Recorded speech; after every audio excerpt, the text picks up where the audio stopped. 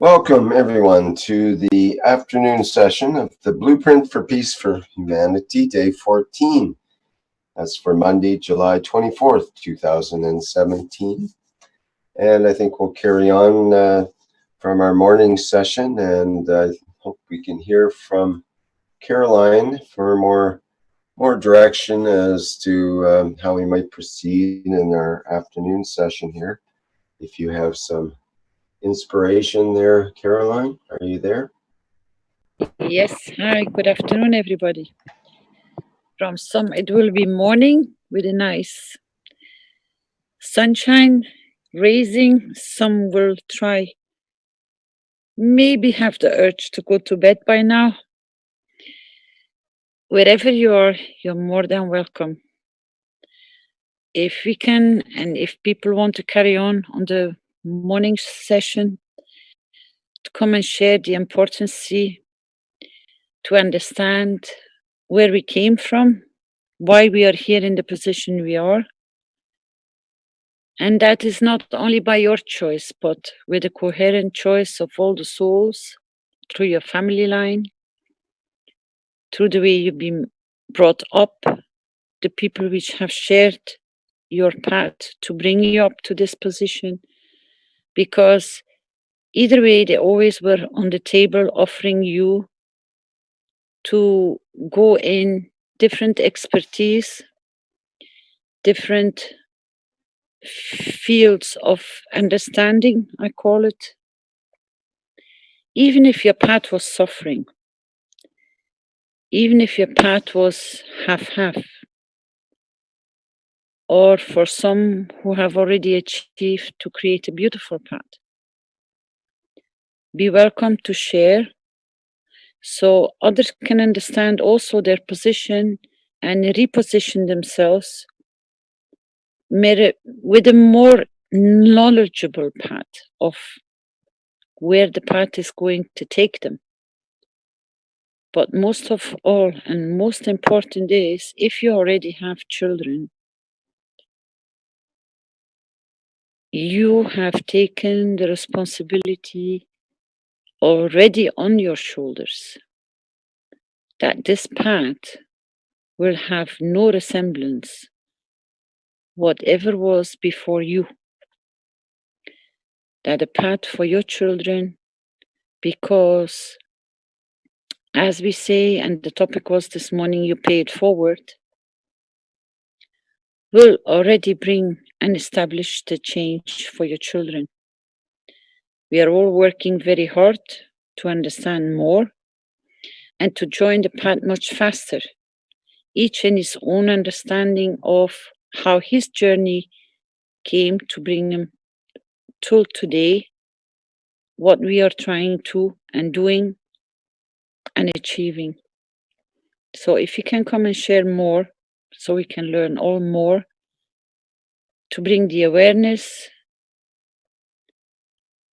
even though it maybe not always looked very nice, those souls have chosen the path to show you the way for you to acknowledge that you could stand the winds and the storms. Always remember, if you're a tall tree, you stand in a storm, you take huge winds, you take huge rains, you take the heat of the sun, but you still have to stand tall and proud. So it doesn't matter what height your tree has reached in your development. Each one, when the storm comes, we all take our part because we are like a forest. The big ones are protecting the little ones, and the little ones are searching for the protection of the big ones. But in fact, if we would not be standing all together in his own proud and his own majesty, how could we create a forest if we would not be part of it? So please come forward. We're happy to share and to learn from your experience.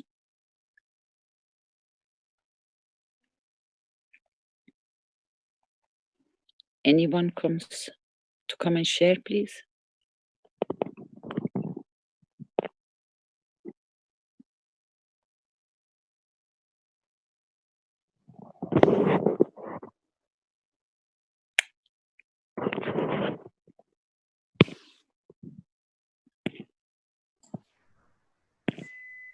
I can remind the attendees here in the Zoom chat or Zoom meeting that they can raise their hand and then they can be promoted to a panelist where you can talk.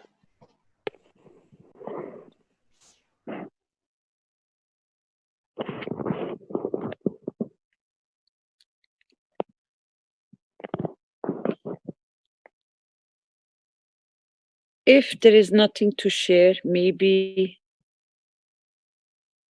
you can ask questions to other panelists to see where we can find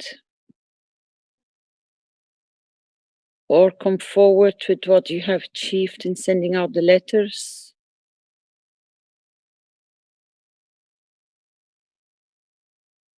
Or how you share. We have one person that's that put up their hand and I promoted them. Where'd they go? Is Galaxy. Yeah. Hello, Oh, there they everybody. are. Hi. Hello, everybody. It's Jibani from Togo, and we work together with Paul. We are in one team in Togo. I just want to explain what happened with me when we begin working with Keshe Foundation. Just first to congratulate everybody in our team and Mr. Keshe and what he have gave to humanity. This technology, I affirm and confirm 100% is working. It's working by giving. It means that I want to give to all the humanity what happened with me. I'm married, I have 3 children. And when we begin use this technology, we never get like before you don't have this technology. We are not going to hospital. We are using only liquid plasma, and we are giving to our neighbors, family. Everybody is very glad for this technology. If somebody say that this technology is not working, I have to tell them to give only. Don't wait about something. If you give only and you have best wishes, they will come back and confirm you that that plasma technology is working 100%. My father have a long time high blood pressure, and I give him, now he's not taking any drugs, any product. He tell me that his high blood pressure has gone. I have many people who are in the good way for plasma technology. So I want to tell to everybody that the technology of Mr. Keshe by Keshe Foundation is good, and I wish the best. I wish more light. I wish the best for the foundation. And I explained to over the world that it is the good way being with Keshe Foundation. So can I say what I come here? I can say that, okay, I come here by the way and by the decision of God. Because of being enlightened, you have to find a way to explain the light. That's the reason why we are here in Keshe Foundation. And I congratulate everybody, Caroline, Rick, every Keshe Foundation members over the world, and I wish the best for the Keshe Foundation. So I can say that I finished to explain everybody. Thank you, Mr. Keshe. Thank you, Rick. Thank you, everybody. Jibani from Togo. Thank you very much.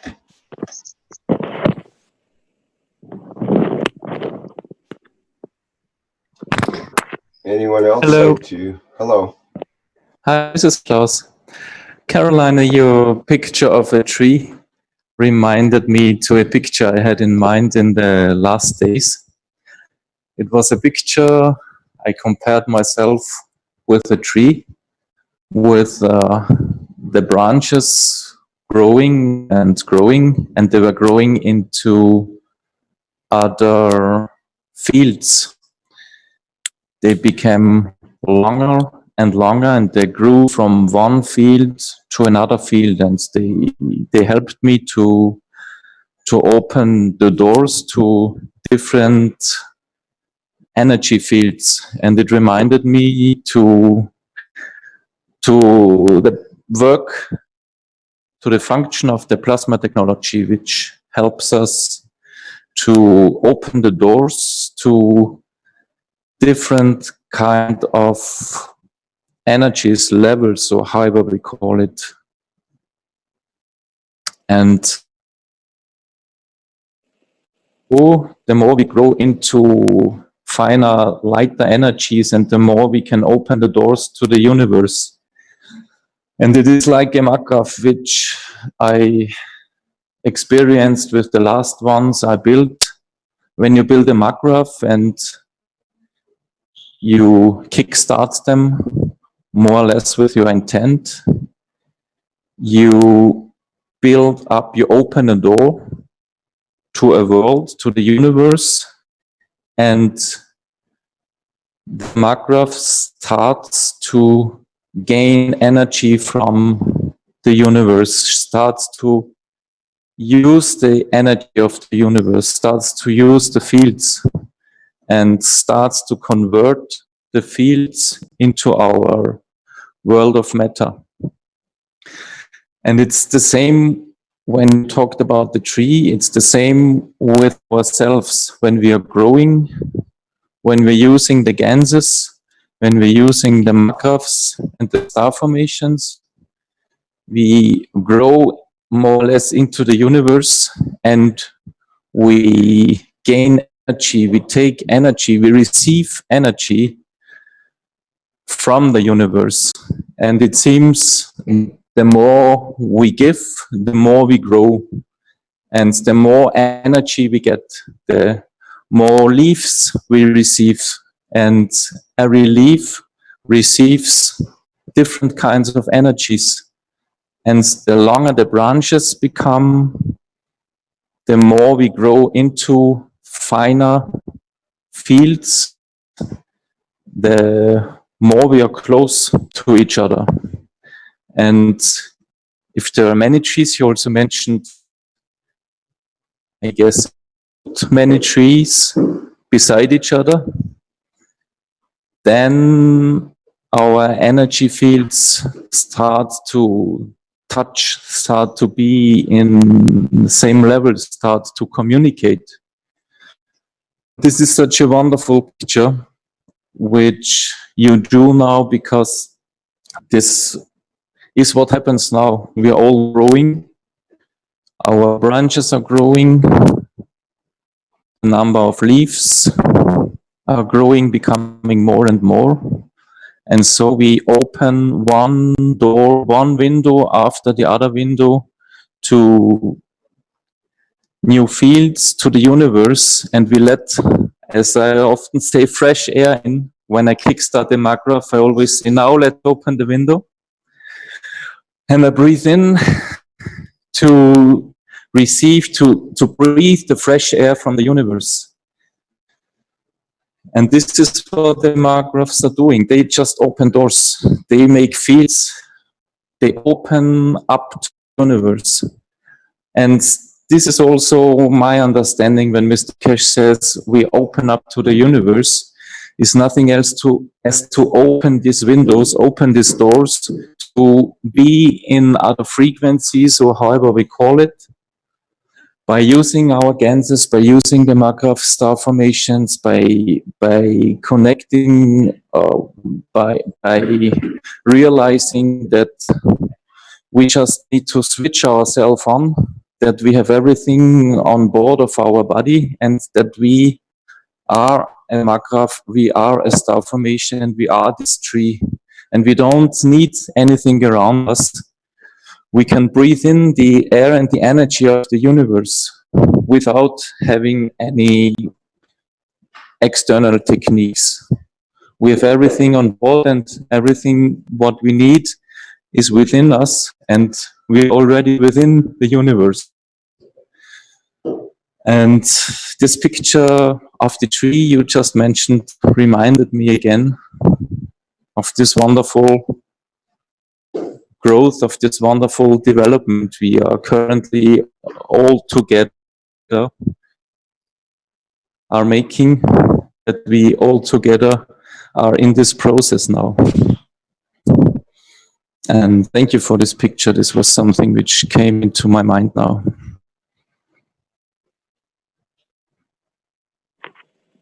You're welcome. Because it is a beautiful picture. Because if you can position yourself and you know forests and you've been in them and around them, I noticed that when I'm in Austria, when I walk on the curve of the forest, the energy is totally different than when I enter the forest. The energy is shared.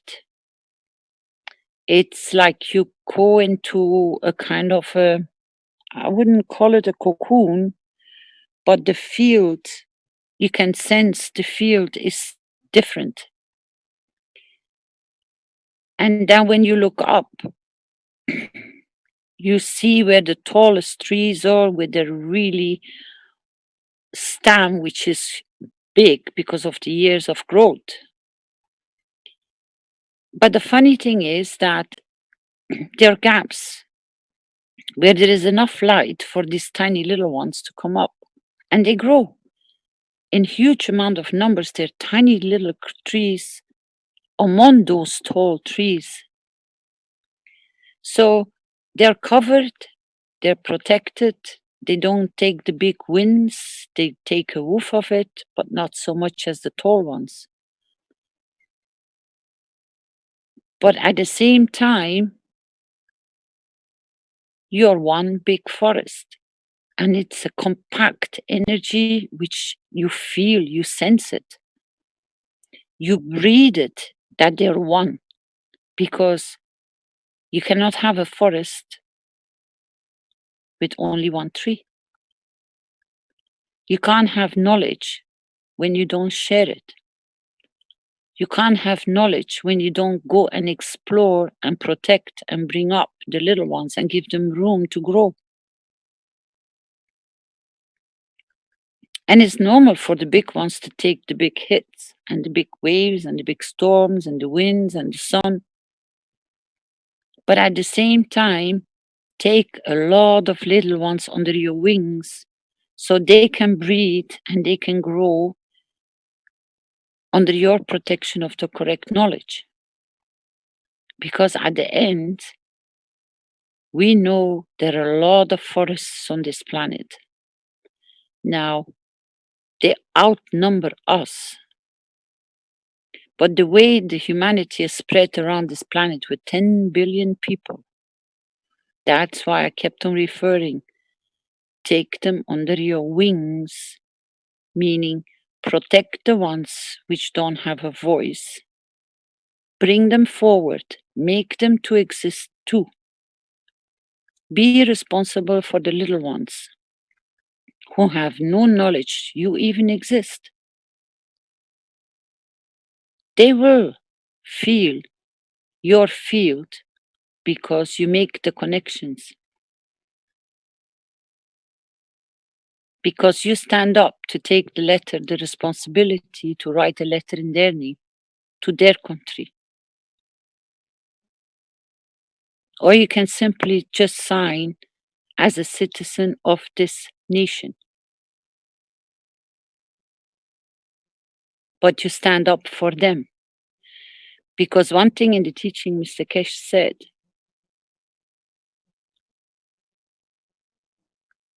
one president cannot cover another nation. But if we cover them, then we become one planet. As a family does, it looks after the little ones, after the non-existing, non-voice. That's where the strength is going to come from. To take the pen, to take the computer, and send in all the ones. That's why we provide the list of all of them. So take them under your wings, because it's not the letter, it's your intent to look after those who are getting bullied, to stand up for their human rights, to stand up for their peace. And the countries or the continents or the places where they are suffering the most, please make them quadruple, that at least they receive more. Because each intent is, as I said, it's like a candle you light for that country. So you bring them under your protection. That's how it started with the G20 when I said, take one or more presidents under your wings or heads of states to support the ones who have no voice or have no knowledge, because they're so, as we say, still immature, not being touched by the knowledge. That's why you all tall trees, which are big lights, are protecting the little ones. If it's been put in a small, different way, you pay for them. You make the down payments that they will receive peace too. So we become all equal automatically.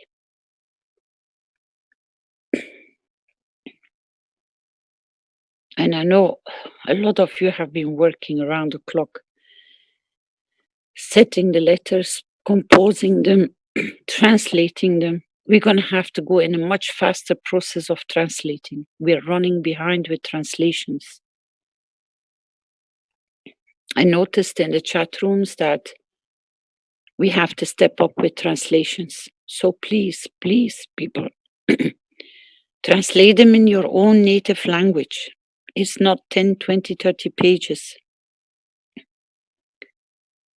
And try to see if you can, who somebody has the knowledge to cover more translations, ask them if they want to work and join for this short period of time, maybe, to translate those letters for you so you can send them out.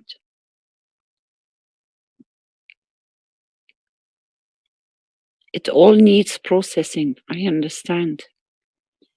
But how many different knowledge seekers from different parts of the world do we have on board, which can put their shoulders on the translation and the native language or the dialects you're knowing, you're aware of, which are not so much available in public domain?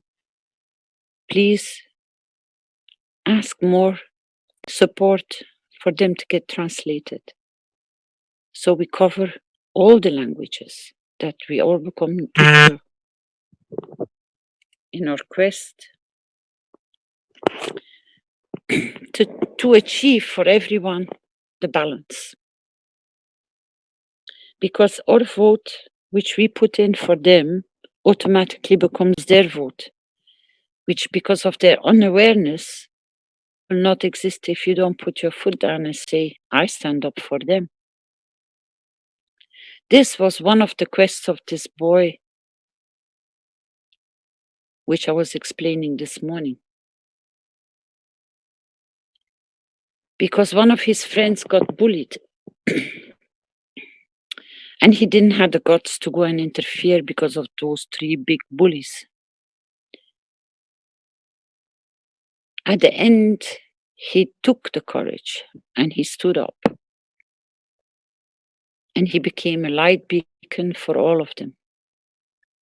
And they all understood because it happened quite shortly after it was broadcasted. So everybody knew him. His mission was completed. It started traveling, and a lot of you have picked up on that message. Maybe you've been aware or not been aware. You came in touch with it or you didn't come in touch with it. I saw it for the first time and it had such an impact on me. The way he calculated how to change the world and how it got intertwined everywhere. It just starts touching everybody. This is exactly what you're going to do with multiplying the letters. You will stand up for the weak ones. You will stand up for the ones which have no voice. It doesn't matter if it gets physically or by computer. It's your intent to take that task on to you that you ignite their light too. They will receive the message. They will receive that part of what you create for them to be involved in the peace process.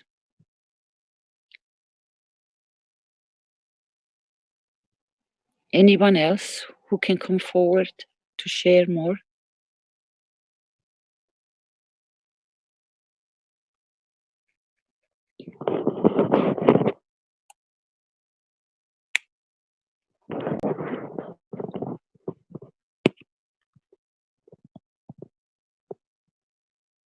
Or questions? Anyone, any questions? Or Rick, do you see anybody in the other rooms trying to come forward? Just checking there.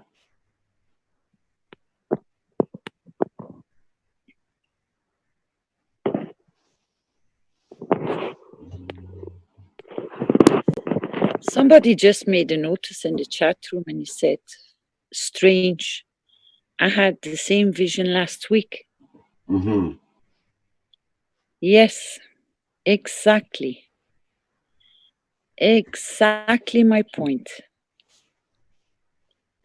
This is how we will unify, because we will come so close that our fields will merge. You will sense things before they happen. You will connect, and the connections are getting closer and closer. Synchronity, it's called. Events will start synchronizing because you go with the same flow, creating the same kind of energy path. That's where mankind will remember all and everything from where we came and where we are going to go. And we slowly more and more are going to synchronize. And if we would start asking each other questions or start sharing more experiences from the topics which are getting shared in the teachings, you will go ringing bells. Yes, this brought me there back and that brought me there back. This is because the fields of interaction between you and me and the others are all connecting, so the fields are coming closer, which is a confirmation to all of you, it's working. We are reuniting very fast.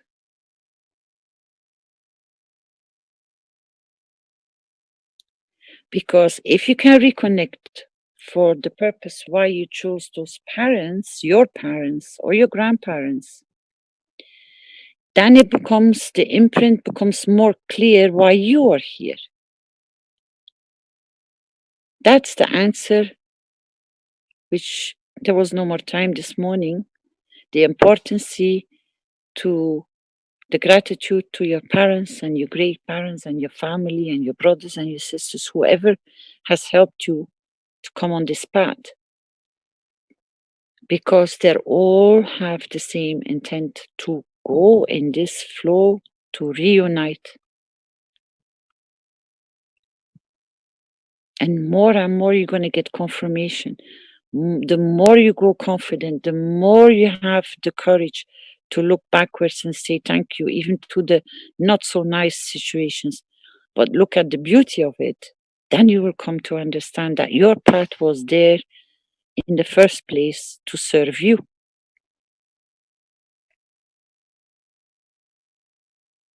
Some people come with, painful stories. And they get repeated. I said, yeah, because you get tested.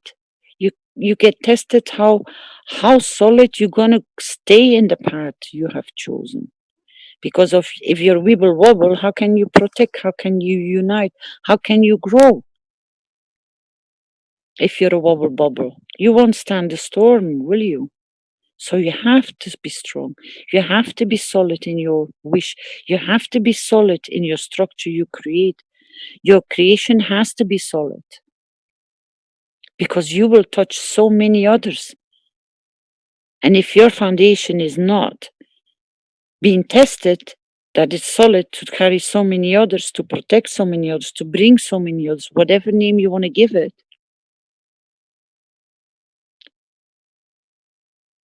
I always know, and I always been told that you have to have a good foundation before you can build anything on it. But how do you get tested for a good foundation?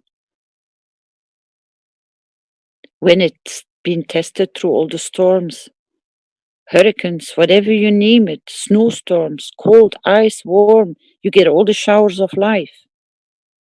But those are the beautiful pebbles of the flower, which then bring the perfume that you passed.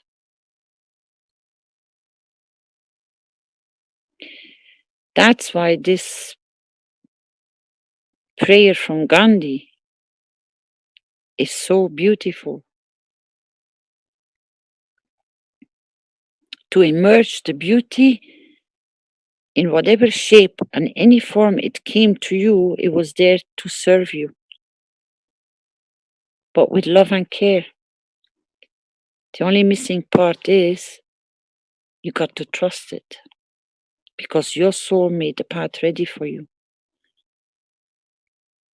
Somebody's given me something which at the beginning I didn't understand, but he explained in a very short text. He says, you know something? Just every 20 minutes, whenever you're awake, you're present for a few minutes, you confirm you're in a safe room. That there is nothing that can harm you, there is nothing to be afraid of, there is nothing of anything. You are safe. He says, when you repeat it every 20 minutes and you close your eyes and you breathe and you make sure you feel your energy,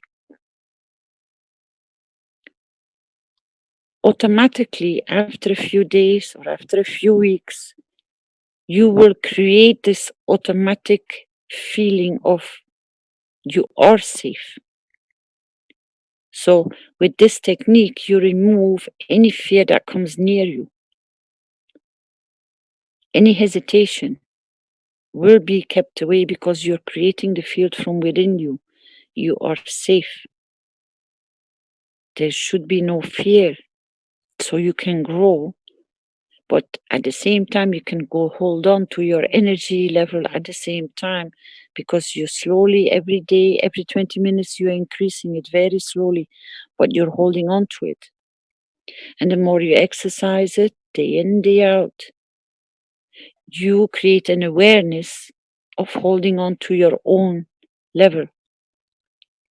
So then when the storm comes or a negative, you do not get dragged into it. So your own base stays more stable. But by the confirmation of it, it exists that you are there in that place, you level up your energy. and you maintain to keep it that way and to keep on increasing it.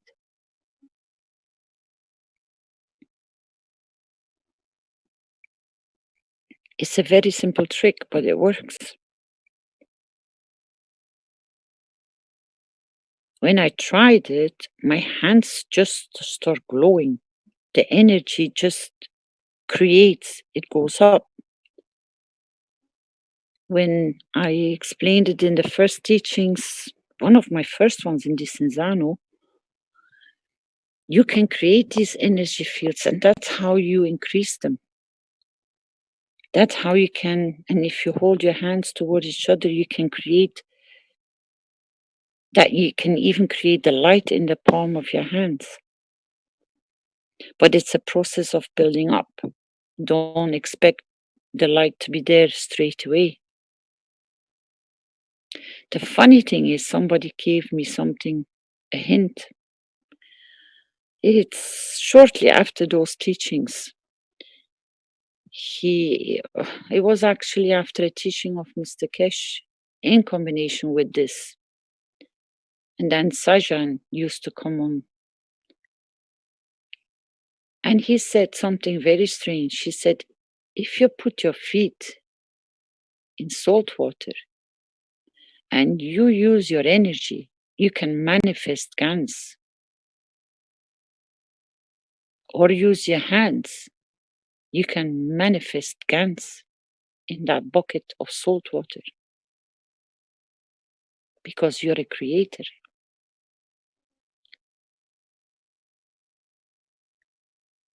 And it doesn't even sound so absurd if you know how your body is composed and what it is able to do.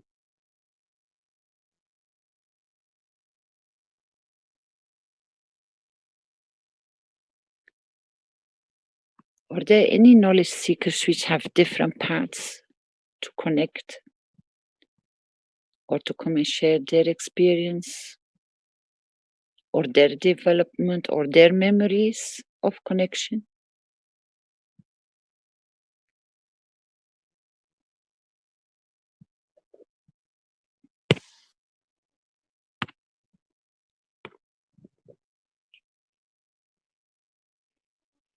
Somebody is asking to be promoted to the panel. Nicholas?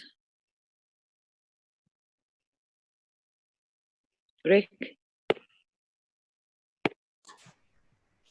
Yes, Nicholas has already been promoted. If you want to, was there? Is he still? Yeah. Go ahead, Nicholas, if you would like to speak. Thank you, Rick. Thank you, Caroline. No, I just wanted to be available to speak if I could, and I'm just taking in all that's being said and appreciate it so much. I guess one thing that I could share in the work with the doctors group, the modality that I work with is craniosacral.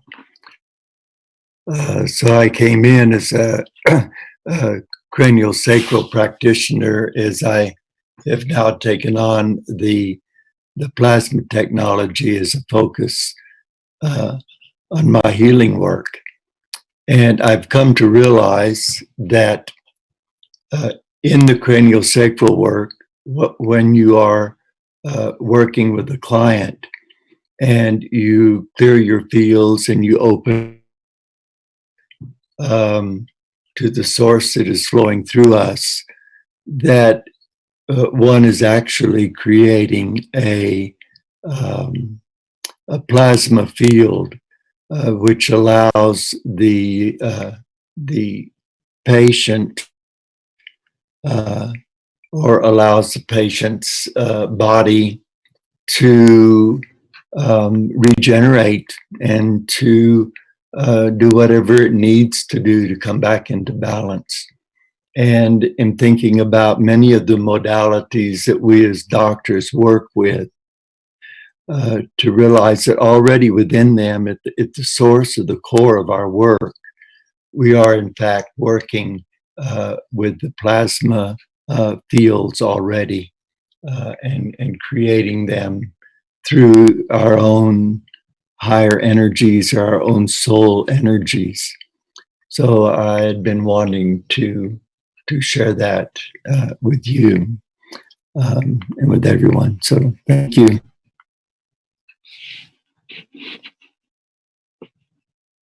Thank you very much. Can you also remember who was the most active person guiding you on your path? Your mother or your father or your grandmother or your grandfather?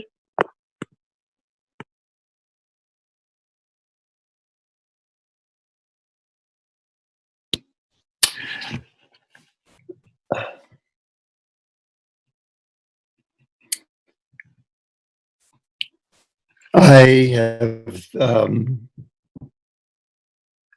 I've had several incredible teachers on my long journey or short journey, 74 years, and have really been blessed from an early age meaning about 17 or 18, when I sort of graduated from my parents, who gave me a lot of love and support and openness to do whatever I chose to do in my life. So that was the support. But I've had some incredible teachers that have just come one after the other, and all of the teaching just interfaces with the teaching now that is coming through. I would have to say is coming through Mr. Keshe, but is also coming through all of the souls that embrace this work, and knowing that he is a channel for not only his own knowledge, but the knowledge then that comes through them. And so along the way, I've had some pretty incredible teachers. I guess one of the main ones was Rudolf Steiner, who in the early part of this century brought through a knowledge that was also connected to source and source energy, and always brought together that the kingdoms were all connected, the human, the animal, and the plant. And of course, even the mineral are all connected, and connected with an energy that we can tap into. And this person then brought it through in all the fields that you speak of, Caroline, and how that we bring this into our work practically and actively, through the education, through the healing, through the agriculture, and almost all of the fields that are at the forefront of the work today, that we are with this new technology, which I believe its time has come, is coming through to be expressed and to be realized. And the thing that I find so important, and which I believe that this peace initiative is calling for, is that this technology can shift everything.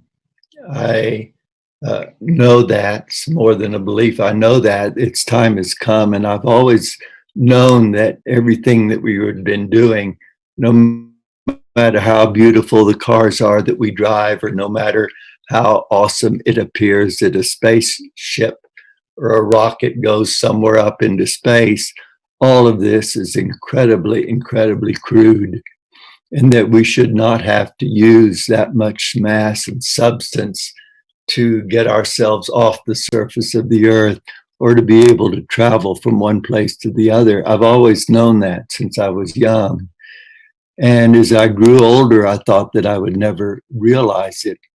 And so as the plasma technology comes forth, I realize that that is the energy that I always knew would be there. And to be able to be a part of this work and to bring it forth, to humanity, and for us to be able to join our brothers and sisters in what we call space, is a true joy to me.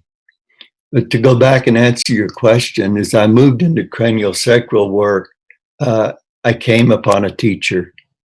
And I think often it is the teacher then that brings something through that is extraordinary. And this person,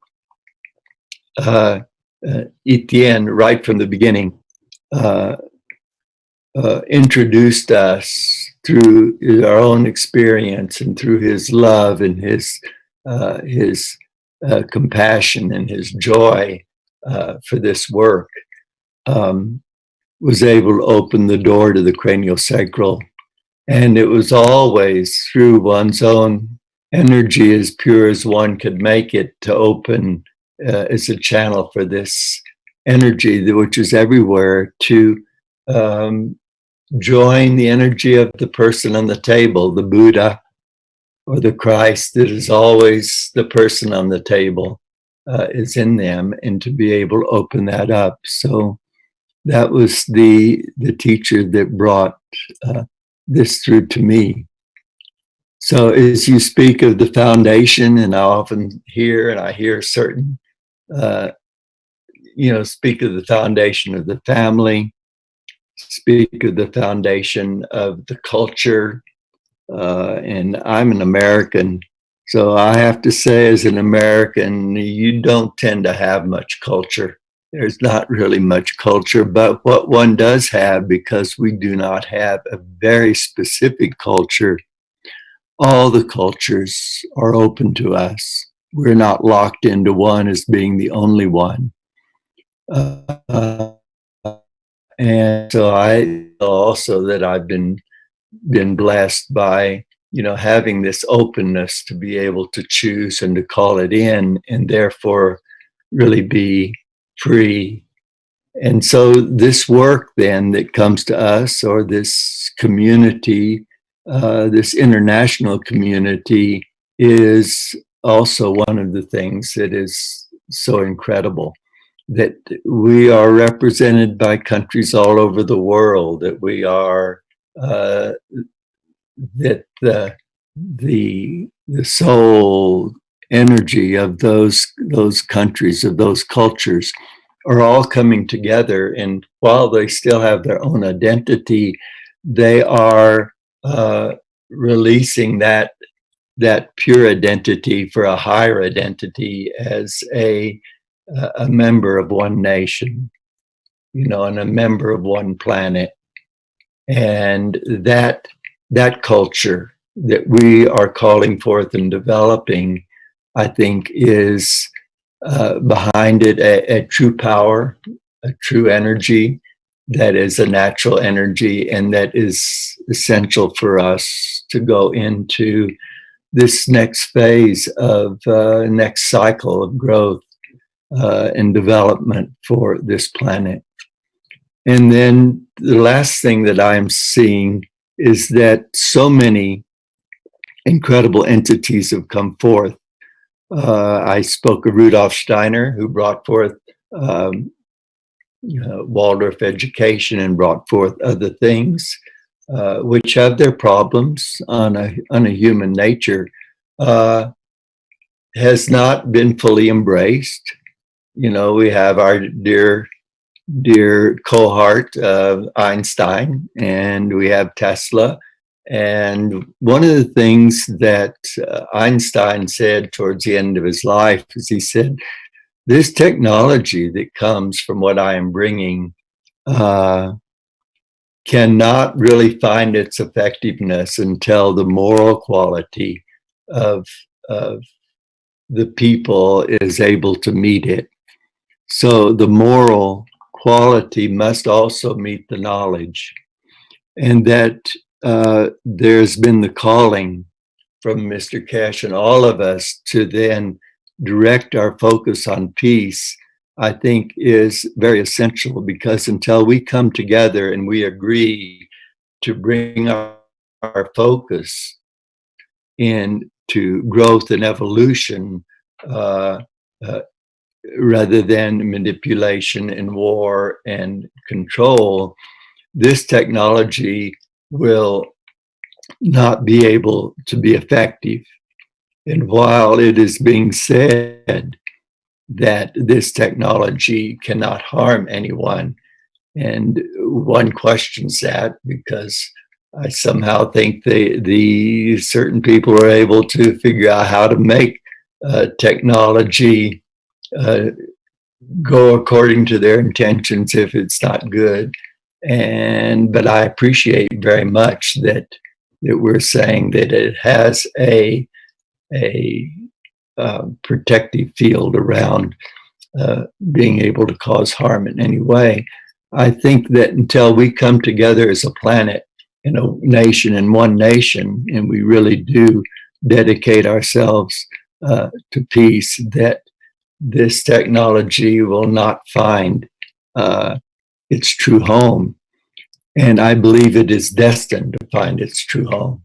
So us turning to the Peace Initiative and to making it clear what is important, I feel like is absolutely essential.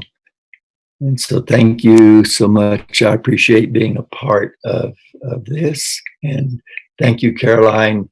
I feel like you've been opening and up to bringing through this energy in a really beautiful way. And each session that we have, you're becoming more clear. And I want to honor you for that and appreciate what we're working with. And all the leaders now are incredible. And then all the participants are really becoming my family. And thank you very much. And I love you all.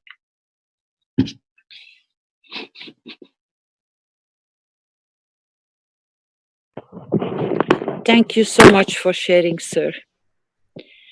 And most probably you have received more visions than what you're trying to share with us.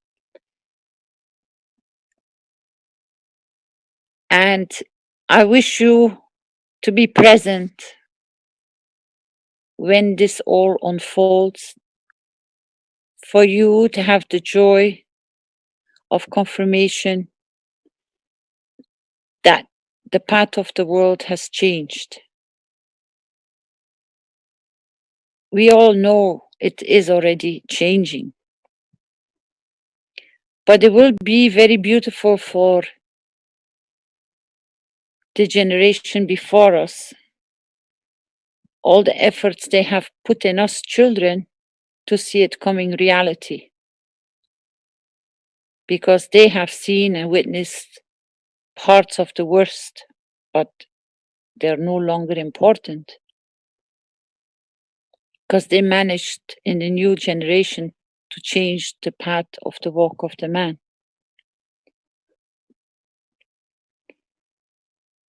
More people want to come forward, please?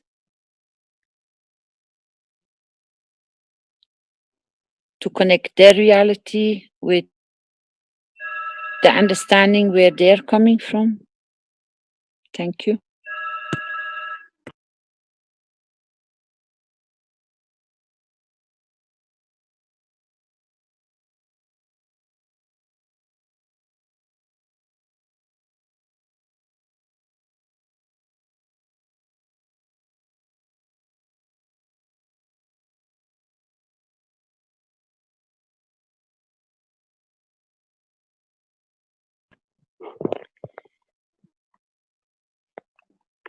Is it a sensitive topic to share? Or do we have more people?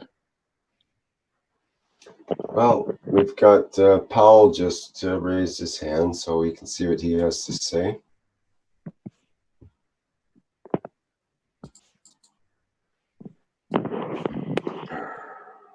Somebody is asking if we lost the sound in Zoom because there was such a quietness. No, we haven't lost the sound in Zoom.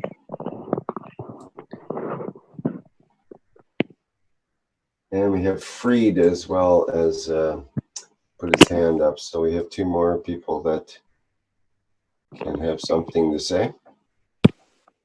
Paul, do you want to go ahead? Yes, hello. Very nice to hear you all.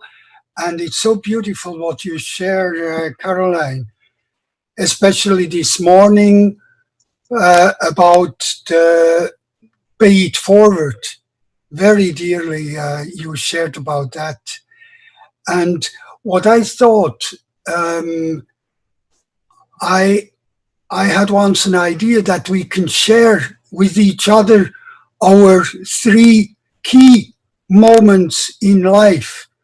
And then I started to share this, and a lot of interesting things came from that. Because when we share 3 key moments, others are also remembered of their key moments in life. And then we are very close to the divine, I would say.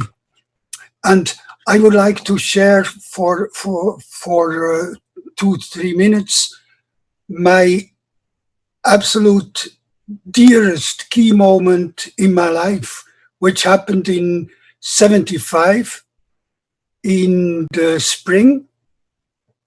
And there were some insights that about unity of everything. And I just came to the realization, when unity encompasses all, it encompasses those who think they are not unity. And already then I knew that, for instance, the Vatican and similar groups cannot believe that they are part of the unity of the divine, which is very strange because they represent the divine. And then I thought, why is this? Why are they allowed to do what they are doing? And then I tried to come into the spirit, into the mind of those who think they are not, they are outside of the divine. And then I understood quite a lot of why they are allowed to do what they are doing, which is part of, I can explain it a little bit. They are the ones who have set up networks of threat, I would say, who capture those who are not able to live the spiritual life fully, because they are still inclined to become famous, or to get a lot of money and so on. And that would be too dangerous for the spiritual world, because they have too much energy still. So they are captured by these networks of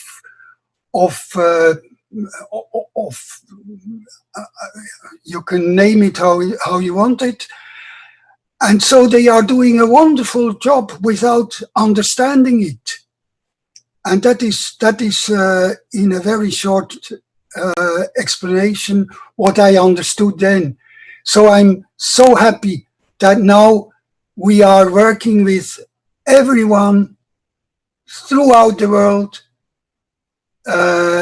rich, famous, not famous, simple, to realize this unity again, because we came from unity, we go back to unity, but then we have evolved to a next step. And I could elaborate on that, but I leave it for the moment. Thank you. You're welcome. Thank you for sharing.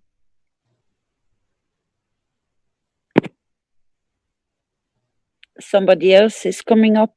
Rick?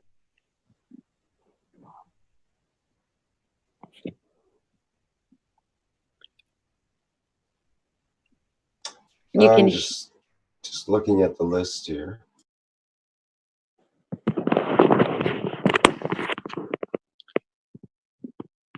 be patient with us because we are trying to connect them from different levels of the teachings to bring them in.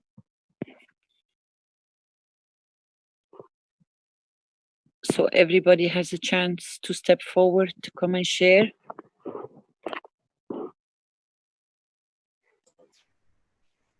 Not sure if Alberto, did you have something you wanted to say? Not sure if you got a chance there.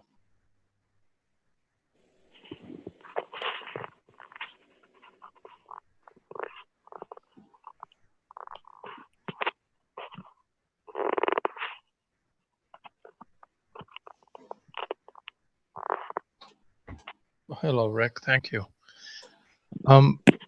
No, but if we're running out of people who want to share, maybe we can have Emotion join us and give us a teaching or two. That's been suggested by several people, but I'm not sure if we have that at liberty here or not. But if there was a Mojan who is willing to share something with us, it'd be a good time. I have not seen them appearing so much yet. I think the time... We have a hand up, though. Who?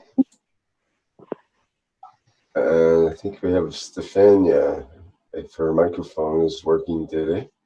Stefania, are you there? Yes, I'm here. Hi.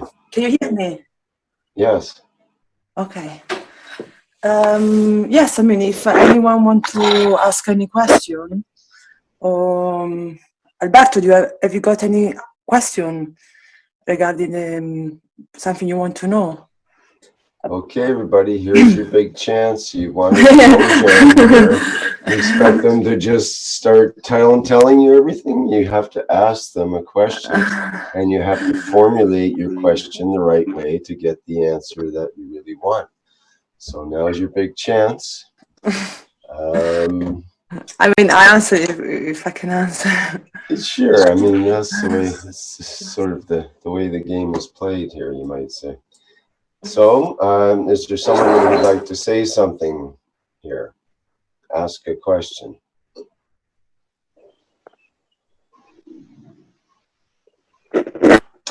None of the panelists would like to ask a question?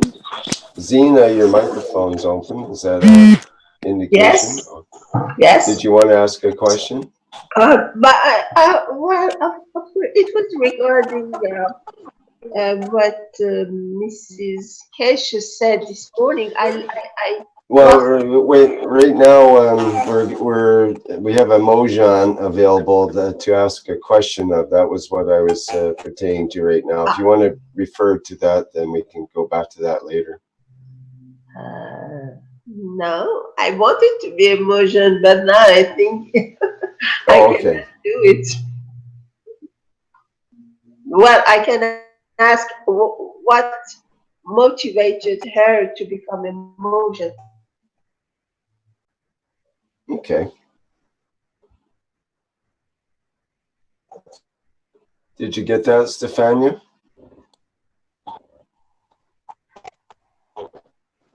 Oh, she's trying to talk and it's not coming through properly.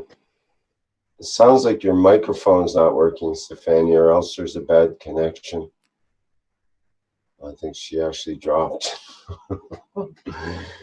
Well, see, we had her, we temporarily had her Mojan on the line. But see, we had to have the question ready right away. So we should have had maybe a typed question or ready to go with asking it. Hello? Rick, maybe the lady can ask her question. In the meantime, we can wait till the motion is coming back. But Yeah, that's right.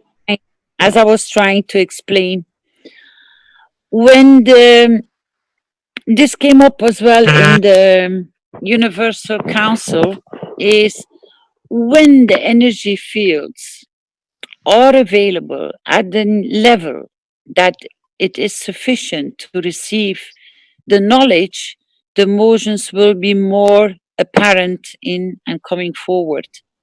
Although you're requesting it, it is most probably not the right energy yet. So be a little bit more patient with yourself and don't give up. They will come back. They will evolve and teach more. But I explained the same thing in the Universal Council. The energy has to be ready. We have to prepare the fields for us to be able to receive the knowledge from the motions as well. It's not that you can just bump in with the doors and just start out of nowhere. There has to be a certain understanding, but that means you have to increase your levels of your energy of understanding. So most probably we have to go slowly through more paths of understanding with Mr. Keshe, and maybe be ready for the time when they're ready to teach more in not one-to-one or popping in and popping out. But I hope I can explain it in this way. What is supposed to be elevated at this moment, present moment, is coming forward. And this is why these feelings you get of synchronizing one with another, or had this feeling, or this brought this attention back. This is how we are going to elevate to the level of the motions. So don't give up. Don't be disappointed. When the time is right, they will appear in front of you with the knowledge, but then the doors will go wide open. Yeah, that's good words. I think it works a lot more by necessity than just curiosity, let's say. And if we have the necessity as a group, then that particular part of the teaching will appear and we'll get the answers that we need. But we sort of have to work toward the point where we no longer have we run out of answers ourselves, basically reach a block of some sort, and we need to have an outside higher influence come in to give us some information, some piece of data that helps us to elevate. Then it will be there, but we have to get ourselves to that point almost of exhaustion or second wind or able to have some sort of insight as to our predicament, and then we'll get a good solid question and we'll get a good solid answer. Does that make sense? Mr. Keshe, I think Mr. Keshe will open a little bit more doors for the flow to come in more and much easier, that we are already at that level of understanding as well. So maybe the lady can ask her question. Me? Yeah. About motion or about or the first one to ask. Right. The first question you have to ask. It's about Caroline's teaching in the morning. Right. Unfortunately, I went walking and then I slept. And I dreamed of Mr. Keshe, and I'm telling him, I'm sorry, I can't help more. I had breathing problem. And he's always very simple in my dreams, very, very simple person. He said nothing. And then because this day I have a little breathing problem, and I feel like I'm running after people to help them. And sometimes when they don't answer, I get disappointed. I feel stupid. Girl, I make dances. She has, she's a friend of my friend who is a doctor, and she said she has had many chemiotherapies, and she's 38 kilos, and they still have to do it more, and she's very tired. And then I make dances, fruit dances, and I told her I've done that. She didn't answer me for 10 days. And then recently I said she's not very good. I asked her, she said, okay, you can give me the patches. I gave her the patches. 3 days after, no news. And then I sent them email. They didn't have my phone number because my friend who's a doctor who sees them. And they answered, if the patches she can put everywhere, etc. And I gave my number, and then I explained on the telephone. And she says, because she had had operation in his intestine and a lot of instruments for feeding, she has heart pains, and they give him painkiller. And the patch of fruit, which she puts on her intestine, help her less. She has less pain. I thought, no, it's not for that. It's just for fruit. It's just fruit. She said, no, it helps. And then I thought, because I washed them with CO2.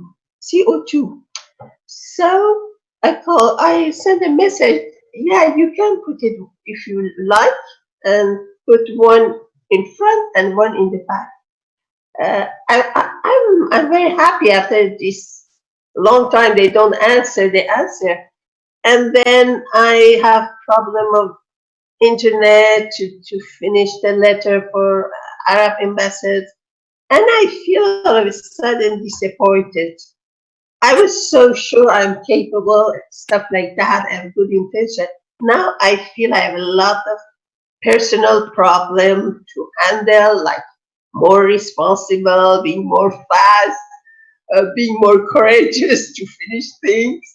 Like you go up, I was up, I was satisfied with myself, and now I was down, I started eating. And then you said today about grandparents, and I all of a sudden thought maybe this breathing problem is because my grandfather died of bronchitis, and he was a man who was very, very generous, and he had a house. He had a two-level house, big house. In the first floor they live upstairs, and under there was stores. He had even for rent, and every day he was letting the door of the house open, so all the people, commerce, and everybody came to their house in the yard to use the toilet freely. And also we had a big living room. He used to feed 40 people. These were the things that, because he died before I was born, I was very proud of. Of course, in Iran, people love to do good things, especially these days when I go for tourists. I see things I could never imagine. Like I go to a market at noon. People left the closed bazaar. I come back, I went out, I come back, it's empty. All the things to sell is there. Nobody is there. It was like a dead place with all the things to sell over there. I took a picture. I said I show it to my, when I come back, because it means people have trust. It was in city of Kerman, and I was amazed. And then at the end of the bazaar, I saw a boy who was sitting on a chair, and I thought, how could have trust to let the things they are selling? It was clothes, trousers, the glasses, everything. And I sometimes was crying because they are so. Another city, I saw the guy went to pray and came back. There was nobody in the store, and his jacket was there. He had his jacket there, and for 10 minutes maybe he was out. And I said, "You leave your jacket here. Everybody can take your jacket." He said, "The God, I trust him. I went praying for him.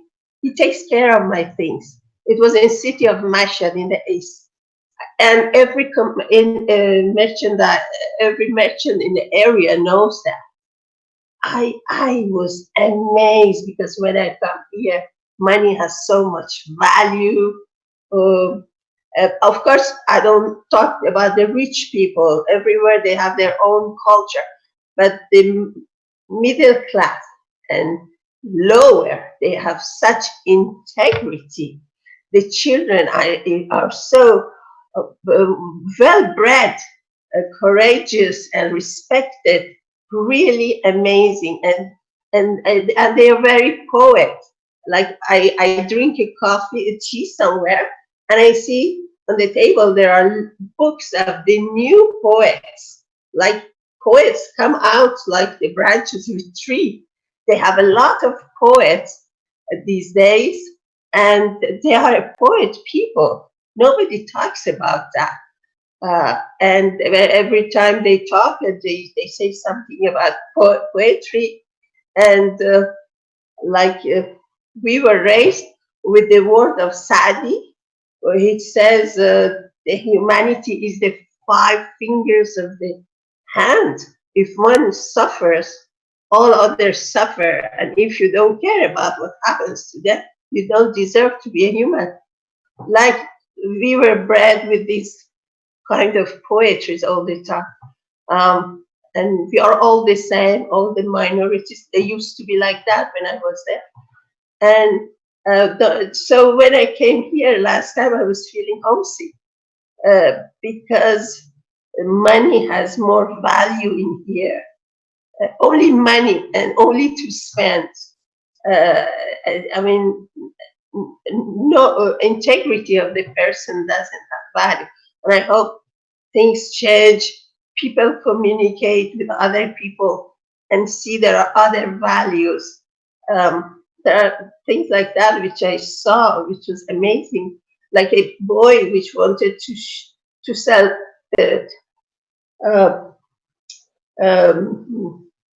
chaussettes, small things. And when I didn't buy and I wanted to give him like 20 cents for us, which is money for them, he didn't accept.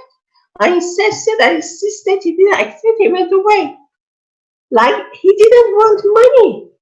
And I thought, in here, it's not possible. Everyone looks for money no matter what. So these are very poet people. And when I saw the market, they had gone, and it was all there. I really took the, and when you said the grandfather, I thought I had looked for every way to find out why I have breathing problem, because I know some things. I have Qigong. I've done 3 years Qigong school for teachers. I have done a lot of things. I know a lot of things. And then I found out maybe it's because of my grandfather who died of this, and I want to have some respect in the family, and I do that. I have to go over this because this breathing problem is causing me, makes me more less capable of doing everything I want. And the funny thing, sometimes recently, maybe a week or so, whenever I think something, Caroline answers me. Like I hear in the program, like he's answering me. I don't know if it happens to others. And I really thank you. It's a good compliment of Mr. Keshe program, which is more scientific and in fact, 40 years ago, 45 years ago, I knew this would come, and I knew I would see the savior of the planet. And when I was not just telling it to anybody, and one day in university, I thought I'd go to counselor, and I say that because, and they thought I'm, I don't know what they thought, some kind of sickness or something. Crazy person. Oh yeah, they didn't see, and I was the first in university, the first year, but I was discouraged enough because she's an expert in what she says. But the reason was in 15 years or 17 years old, I left the family, I went to a big city. That was the problem, not this and things like that. And but that was about a start for other things.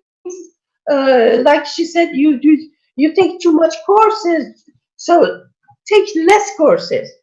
So I was the first when I had a lot of courses, and then I took less, and I had worse problems,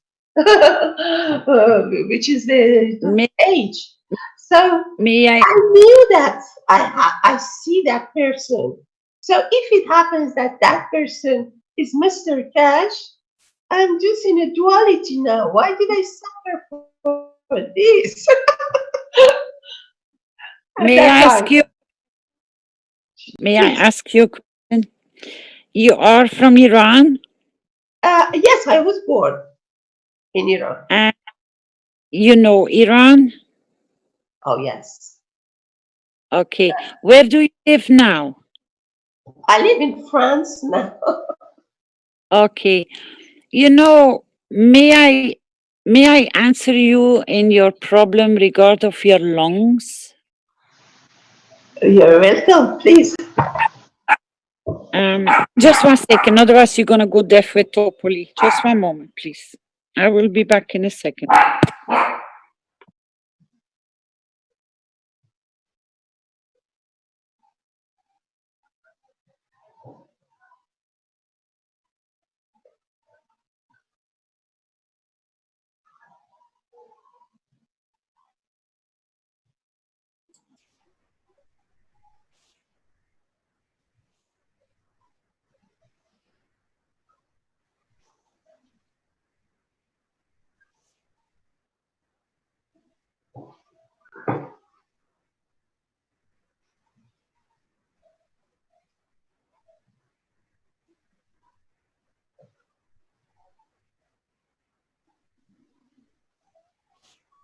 Okay, we're just waiting for Caroline to come back. She should be back Yes, shortly. it's There just trying to save.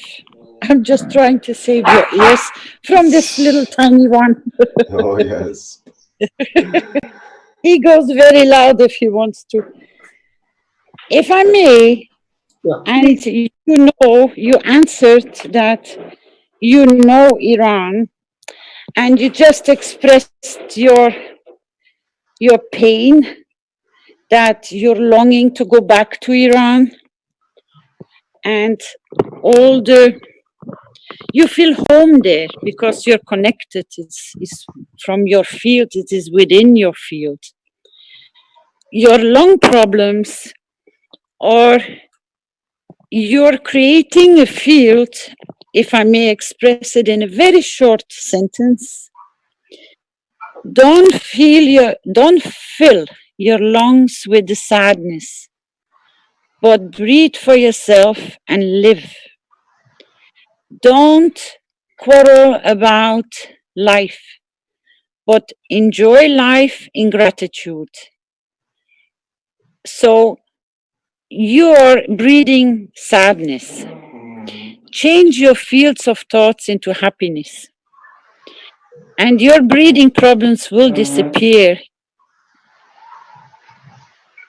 Yes.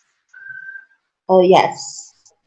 I think I heard some of that joy in her voice as she was talking, actually, and her voice when she started was sort of restrained, but then she started just flowing. This lovely fluid voice came out. That to me, it's like it was showing that joy coming through, and I think that is totally related to breathing. If you have that joy, just like Caroline was talking about, and you just and Zena just showed in her voice, it just makes sense that the breathing is easier if the words are flowing. The like Zena, you weren't having breathing problems just now when you were talking, right? You were kind of Yeah, excited, and the words were flowing, and yeah, I got it with my son. What she says, I thought about all that. It's just I'm a little worried at the moment. If it doesn't happen, the peace. If people do something bad to stop this, maybe I have a little anxious normally, maybe. But these days, I say, if it doesn't happen, I can do something that it doesn't happen. This is your problem, darling. You have to confirm that it will happen. When you speak about Iran, your heart starts going happy. Stay in that happy path in regard to the peace process, because you are a very important part of it. Don't be sad and do not hesitate, because it will happen. That's what we're trying to bring forward, the confirmation that you have a right to say that it will and it will exist.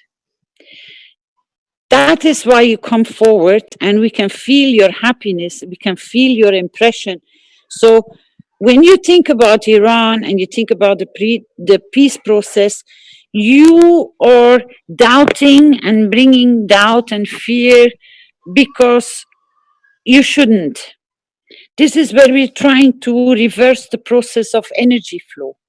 You got to confirm that you're part of this creation. You already spoke about it 50 years ago. It doesn't matter what people say about you. It doesn't matter how people think about you.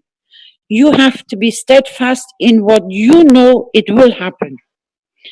If you have been able to communicate and receive messages, even in your dream, you should be more steadfast than anyone else.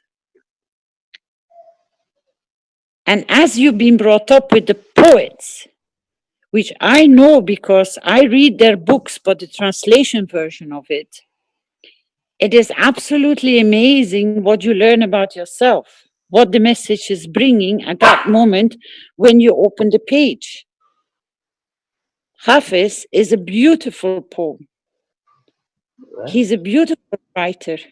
And if people knew the beauty with what they're writing, they would understand more what you're trying to explain, the beauty of it. But please, breathe confident. Talk with happiness in your voice. Your breathing problem will disappear, and we will have an extra big supporter to support the peace process. And thank you for sharing. Thank you very much. In fact, I asked for teaching. There was no answer. It was about 3-4 weeks ago.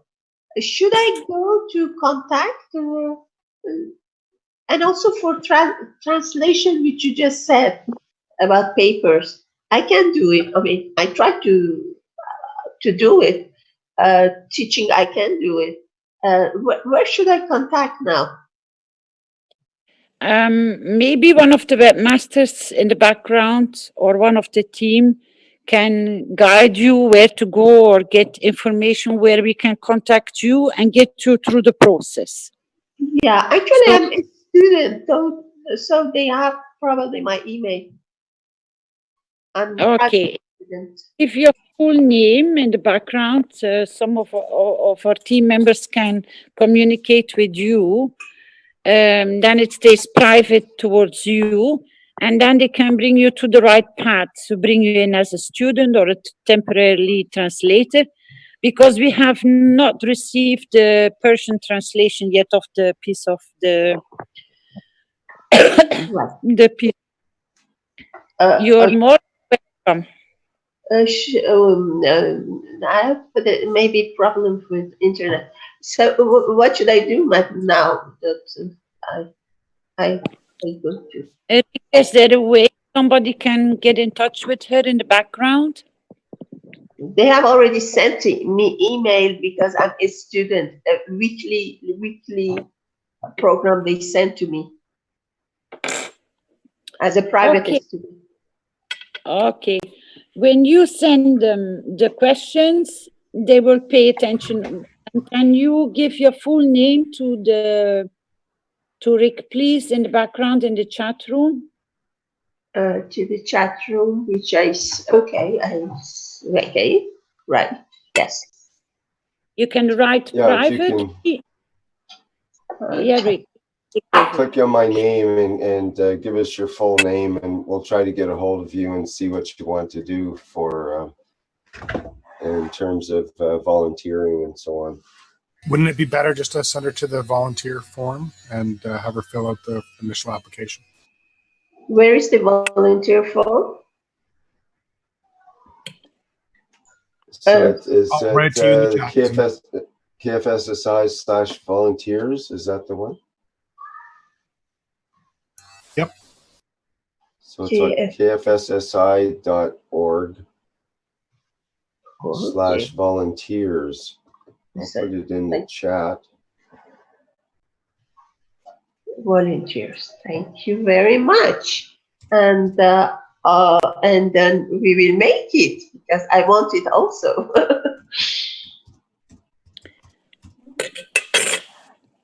Breathe with joy. Enjoy life, darling. And your breathing problem, you will solve it yourself. And don't be sad. Enjoy life, because you will see something beautiful happening. And thank you for your support, and thank you for your assistance in translating for the Iranian language, or maybe even other languages. Thank you very much. Thank you very much. Good luck.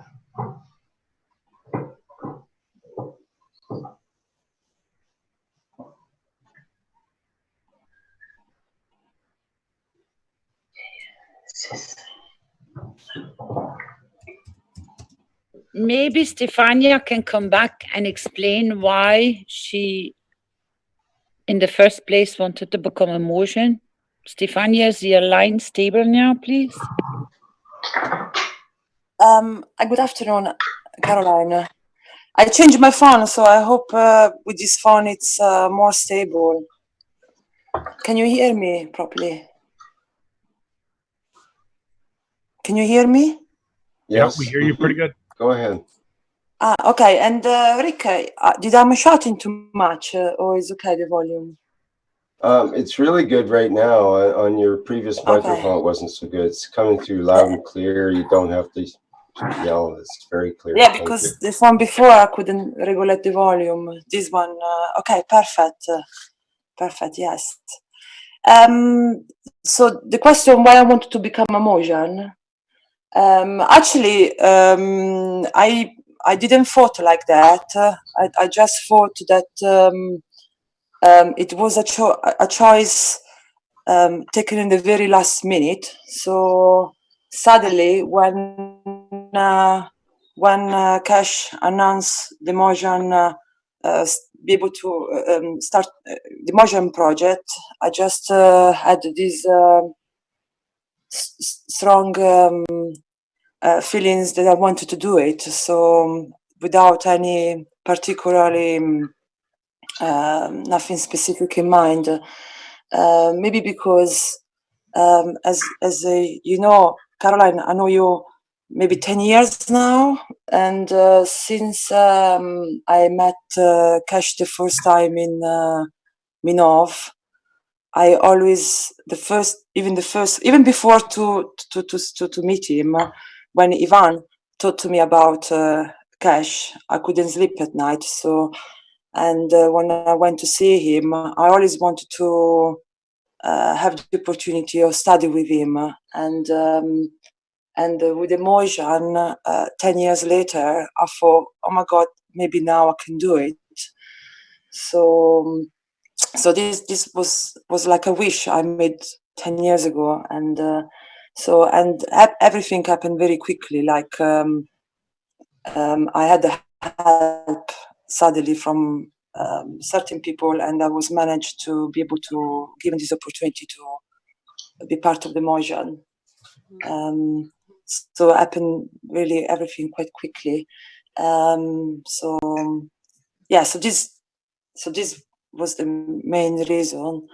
It's something I wanted to do for a very long time, study with Keshe. When I went in Africa and I met all my other Mehran, all the groups, and it was really nice that what you understand, basically in the Mehran, Keshe it start to teach. He brings his teaching to a different level.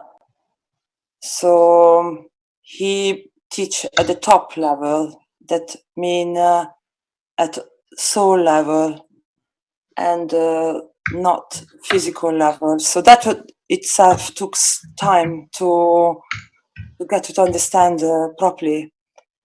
And a lot of information that he shared with us, it shared with you the last few weeks.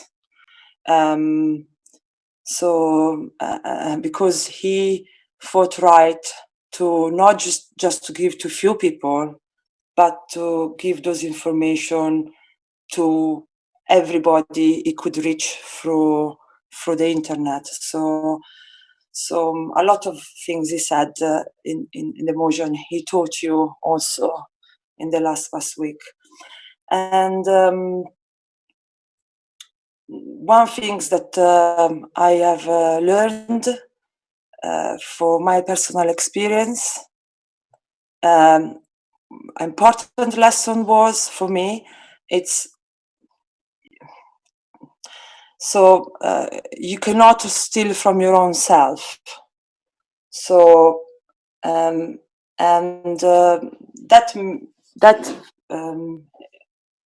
that was one of the lessons I learned that struck with me, because a lot of time we focus on thinking about others. For example, in the peace treaty, most of people will think about the suffering of others and suffering of what's happening in the world. But you cannot help others unless you help yourself first.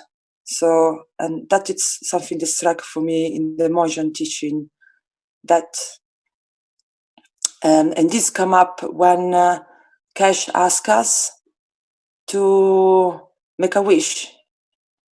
And he said to all of us, if there is one wish that you want to make, which is your wish? Only one. And it was not until that the wish was, I wish to enlighten my own soul, that Keshe said, this is the right one. So because most people will say, I wish love in the world, I wish this in the world. And then as soon has been said, my wish is to elevate my own soul. He said that is the right question, the right answer, and that was simply because, again, you cannot. Can I say evolve any soul unless you evolve your soul first. And you can take these into many teachings that Keshe does. Keshe have done.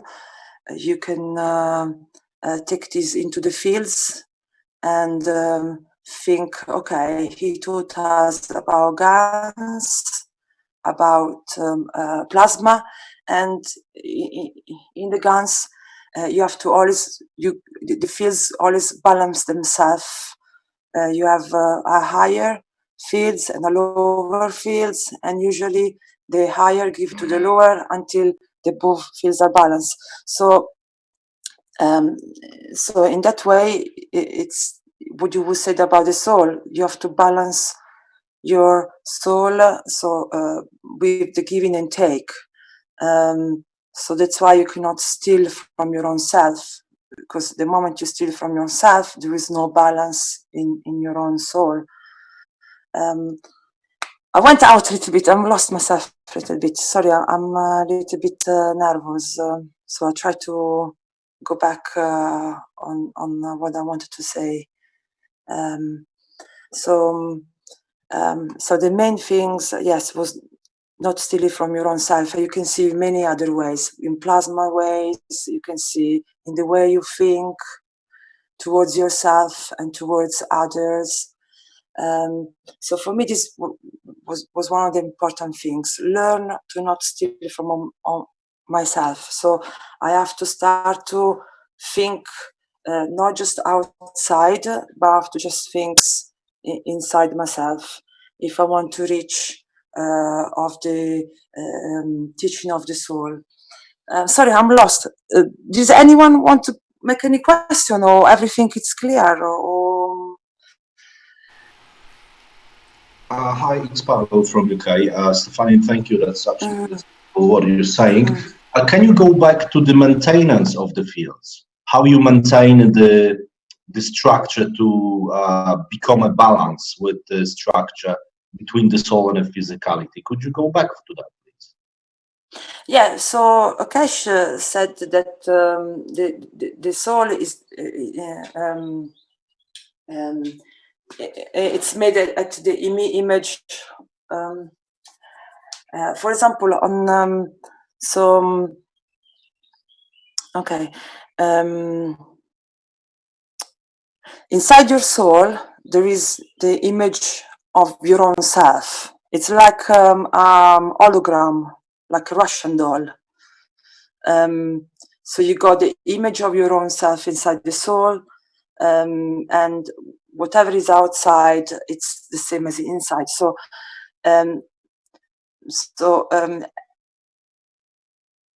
so when you for example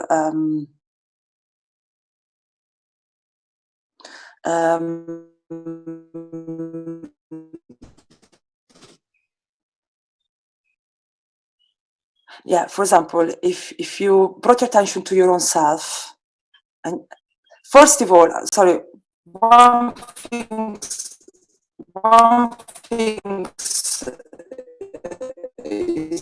was really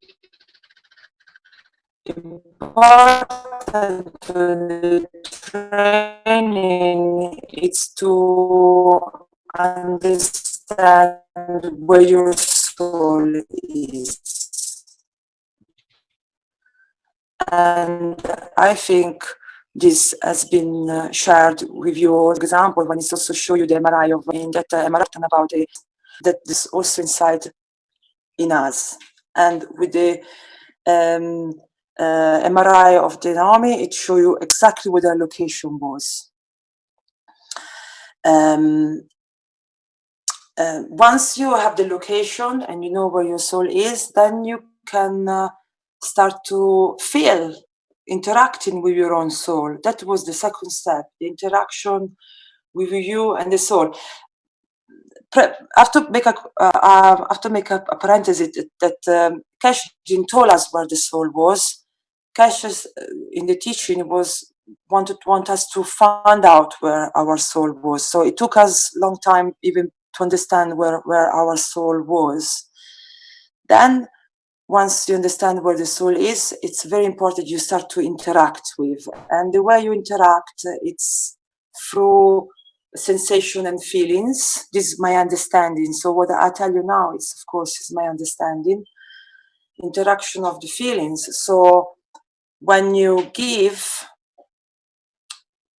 that's why the name of the project was Mojan, because it was referring to his brother, that he was a giving, unconditional giving person. So when you give, your soul expands. So you can think that by giving you have the expansion of the fields.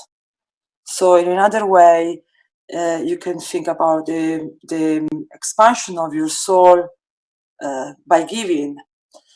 But at the same time, you have to be aware that you can give only what you don't need. So it's very important that you take, so there is a give and take a little bit. So you take what you need for you first, in order to be able to give unconditionally to others. And this for me was not an easy task, but this is very important. So you know that with the unconditional giving, your feels going out, and as you give unconditionally, then you will receive unconditionally. So it's when your wish will come true.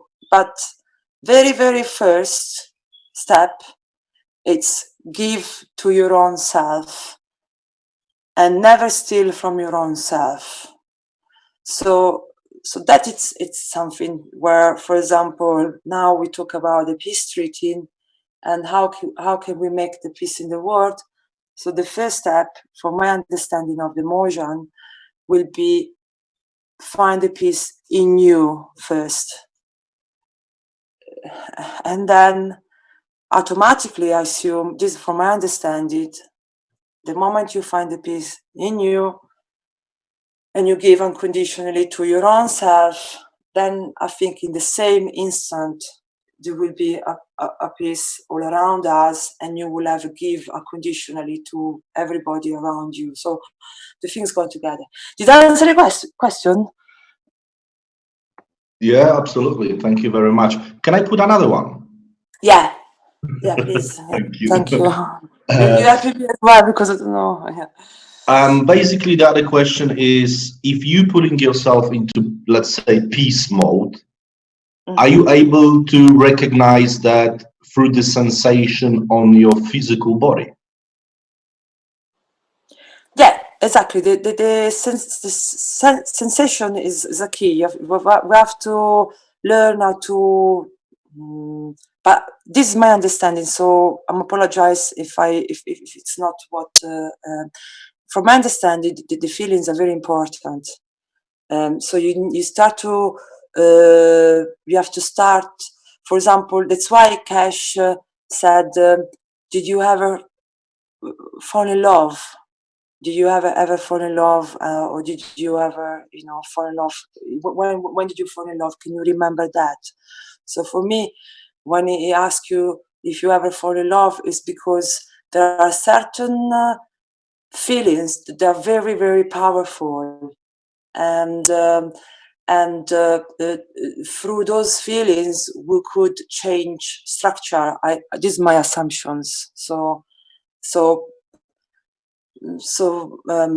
an example, sometimes I make in the class, it's like a mother when if is with children, and the children are in risk of their life, the mom, for the love for their child, has got this strength coming out, and she can save the children, I don't know, by lifting a car, or I don't know, but definitely feelings are connected with a field strength.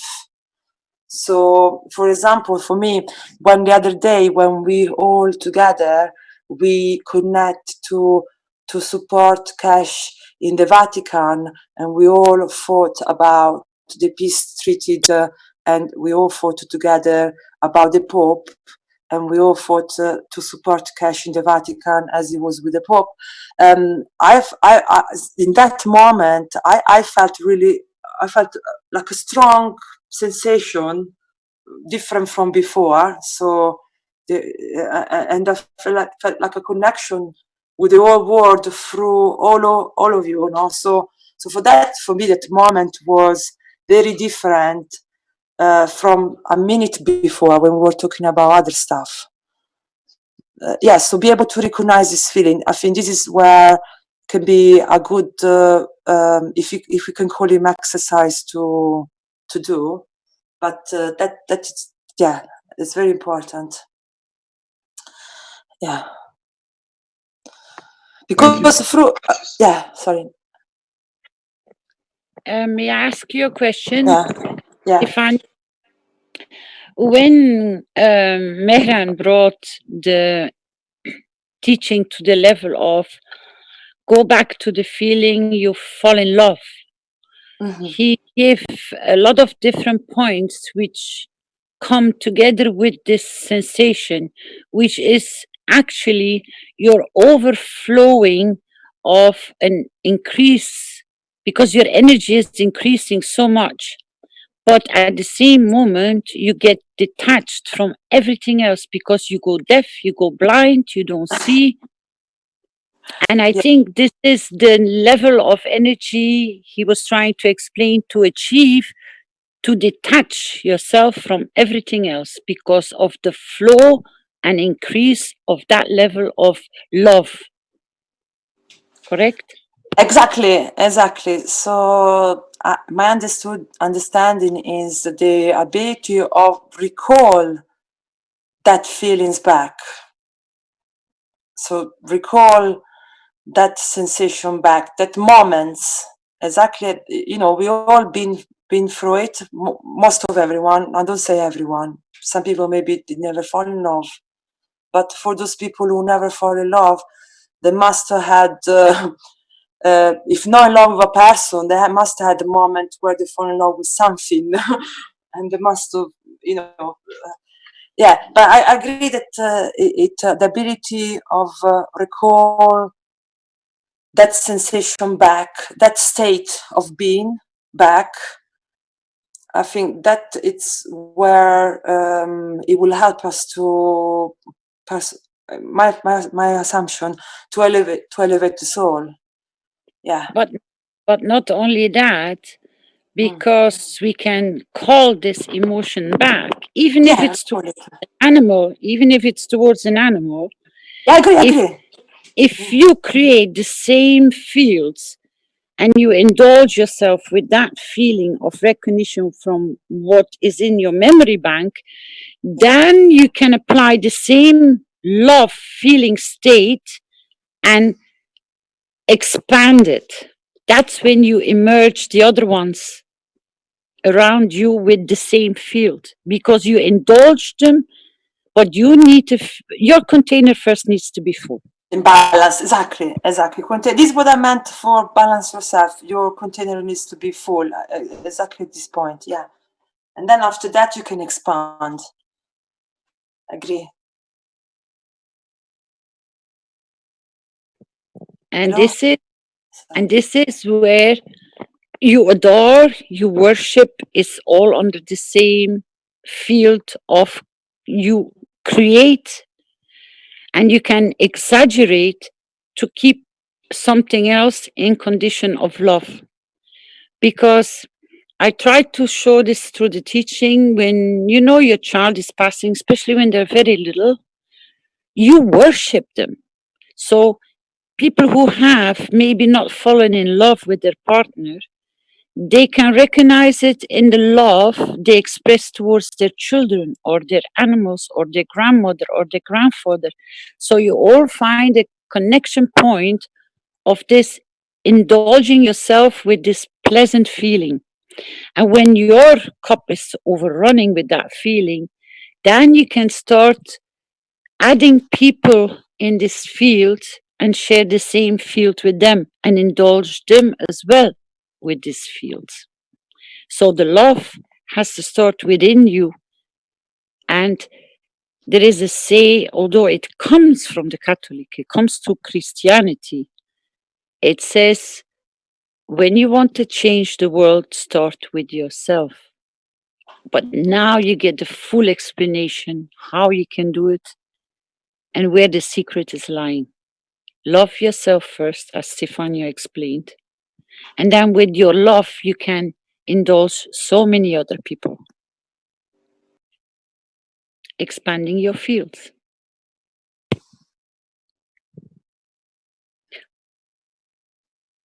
What were the other topics, Stefania, where you can go with this cup of indulging other people?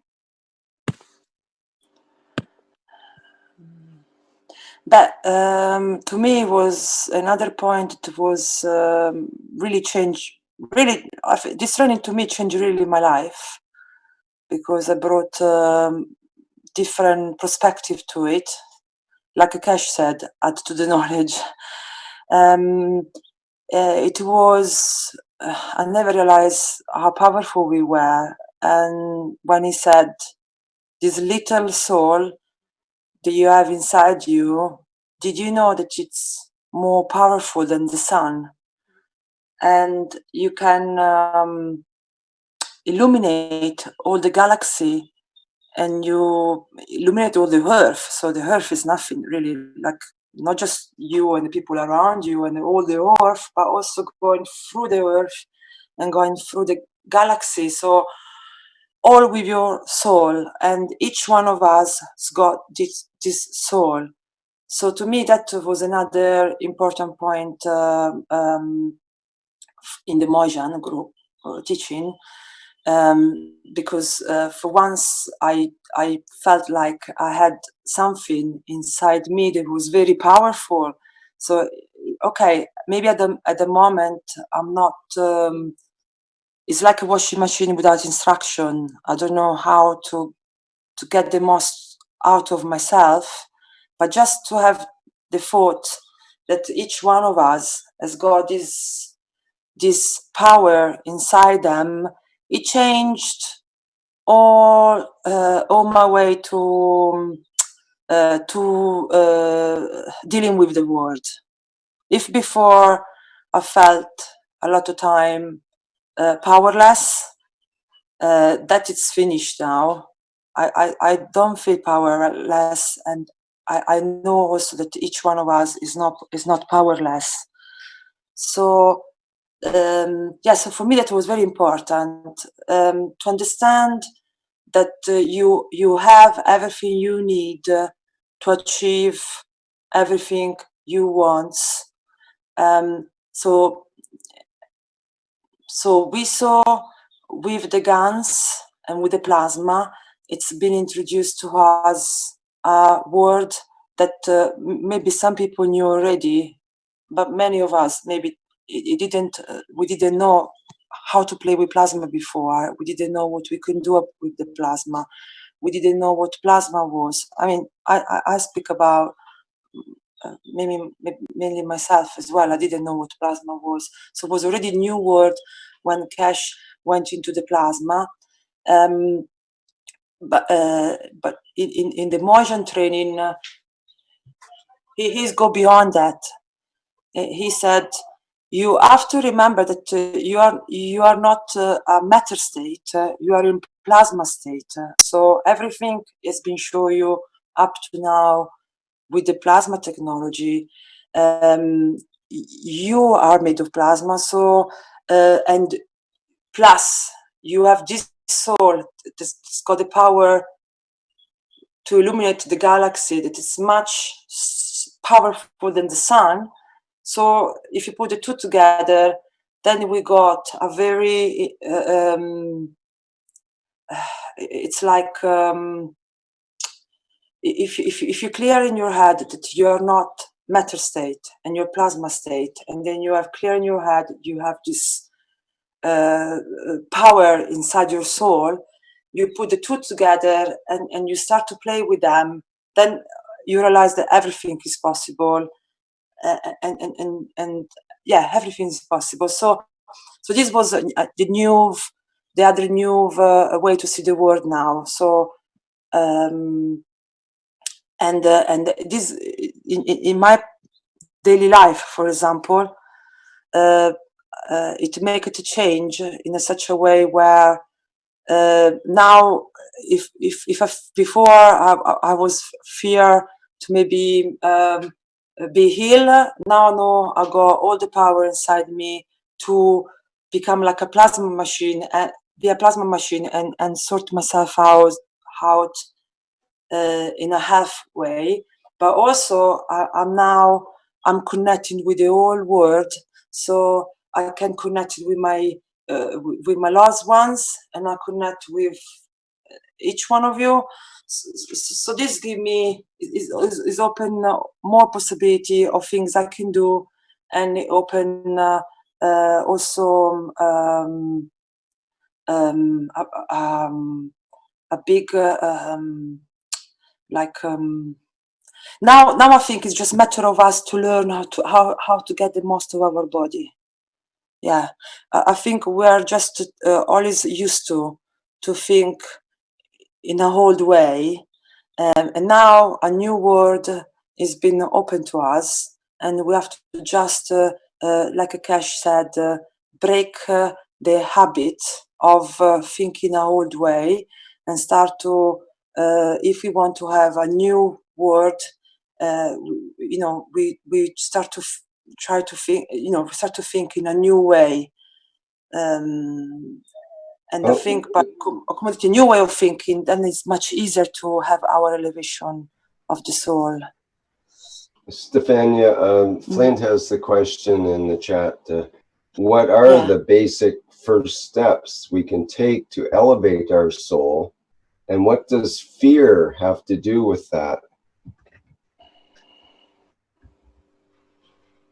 Did you get that question? Yeah, I did. I'm thinking. Yeah, these are other things. Okay. Like you're leading up to it, you've already explained a couple of sort of things about that. So what the next natural question might be, what are the basic first steps we can take to elevate our soul? And what does fear have to do with it? So, okay, go ahead. Yeah, but fears, attachment, definitely. When you have fears, you already, you don't have trust on the power of the strength you have inside you. So the moment you have a fear of failing, you're still in the physical. So not having fear, it's also connected to completely let go. Because a lot of our fears are connected with our attachment when we fear to lose something.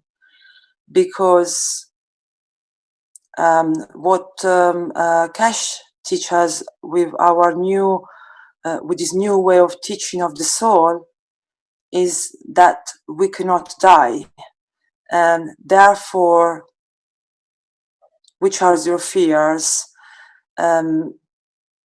Most of the time, our fears are connected with the things we are attached to, and we are fear to lose. That is my assumption. So, a first step will be definitely, and it's ironic because the moment you let go absolutely about everything,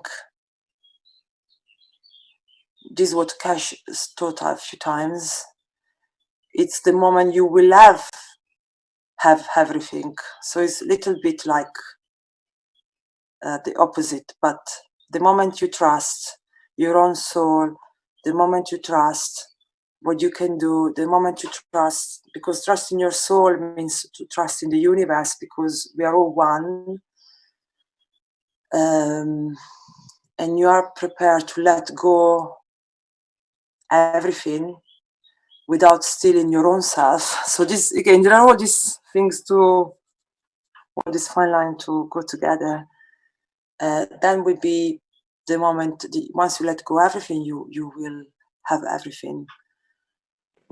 Stefania,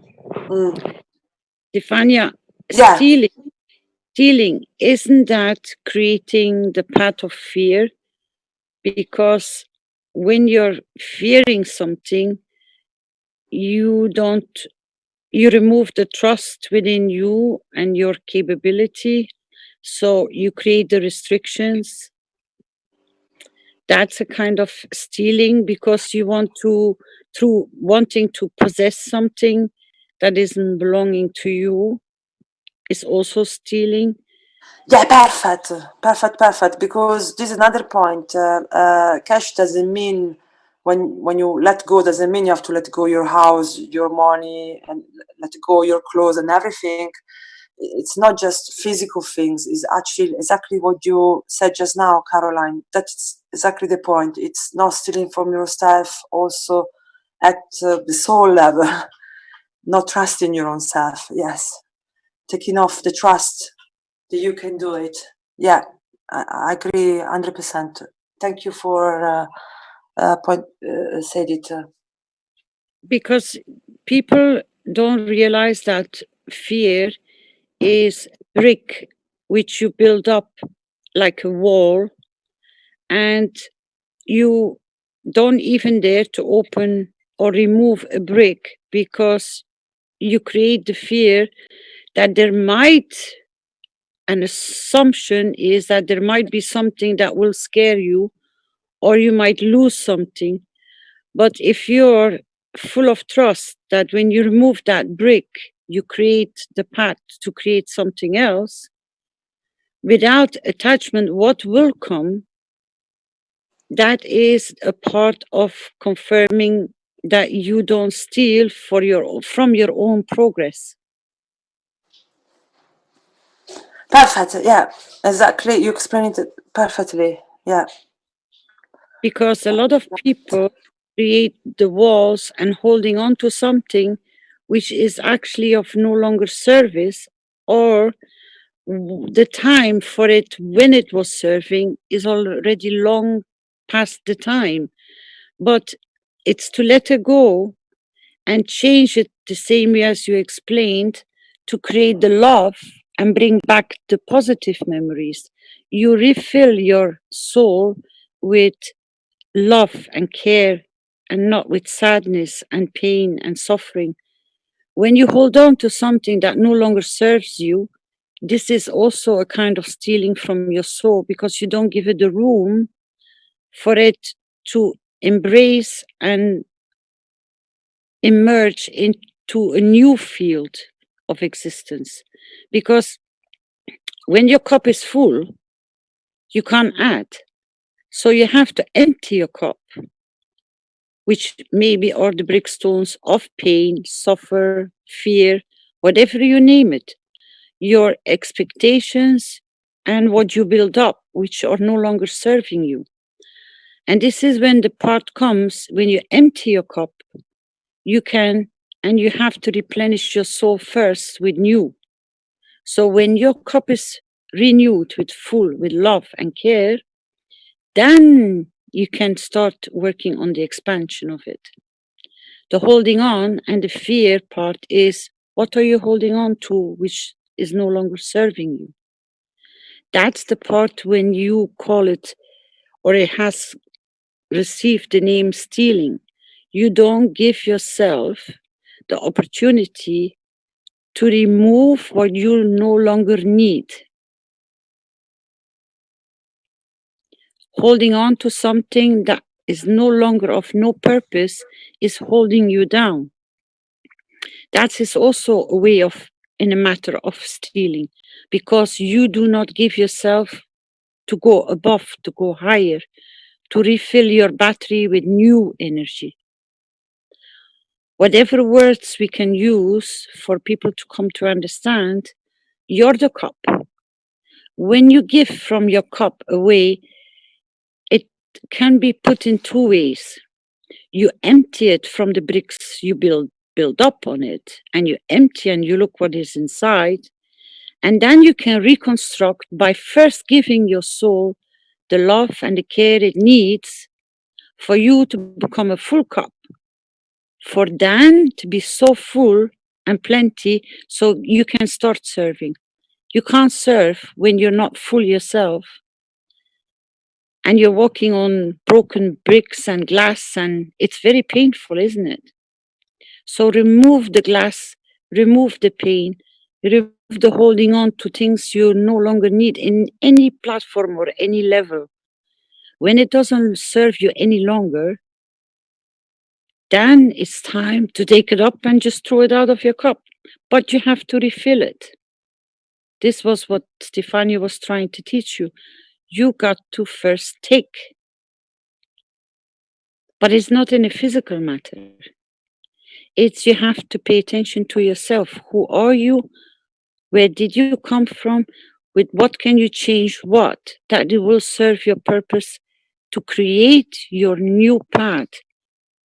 You're polishing your soul. When you're in a house and you haven't been there for, let's say, 3-4 months, it's dusty, it's dirty, it smells, it has God knows what. What do you do when you come home? You clean up, you start polishing. This is exactly what Stefania is trying to teach you. You got to polish what you have built up within your side, which is stealing from you because it's dusty, it's rusty, it's no longer serving you. So do a cleanup process. Beautiful. And then everything starts shining.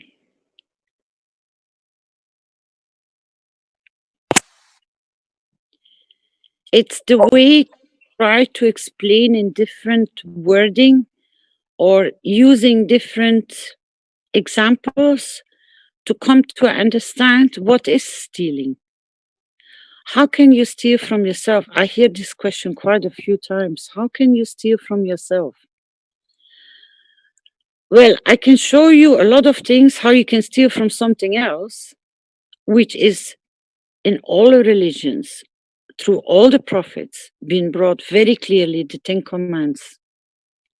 If you analyze those in very depth, thou shalt not covet is one of them, which means even with your eyes, you can try to possess something which doesn't belong to you. When you have a mistress, this is also a part of stealing. These are things which you know in your daily life, which are very clear in black and white. This is stealing. But now, what do you do to yourself? You blame and you hold on to pains and suffering and pins and needles. Now, try to remove them in a peaceful way and look at them as I was trying to bring it in so many ways through the pillow bashing or through explaining why somebody has hay fever. It's something from something which at that moment wasn't understood, but now you come all to understand. When you look at it, and it was so painful, sit down and see what did it really brought you. This is the analyzing of the cleaning up process. Does it serve you any longer? Or is there any purpose for it? If not, then make peace with it and say, thank you for receiving. I learned this from it, and this brought me this positiveness. This is replenishing your cup because you replace the pain and the negative with something positive because you reverse the energy. So this is when you come into your home, you start cleaning, polishing. This is what has to happen inside with your feelings, your emotions, but put them in a correct light. And stealing comes when you lie to yourself, when you don't want to face the truth of the true reality, how and in what position it was. Cleaning up means you're honest to yourself. You face the fact, and then you polish it with that nice brush of love and say, it has served me. Now I don't need it no longer. Now it can go out of my cup. And this is exactly what the boy said. He removed because he changed. He brought the change by decision. I will make something that it will do something good. Now do this first for yourself.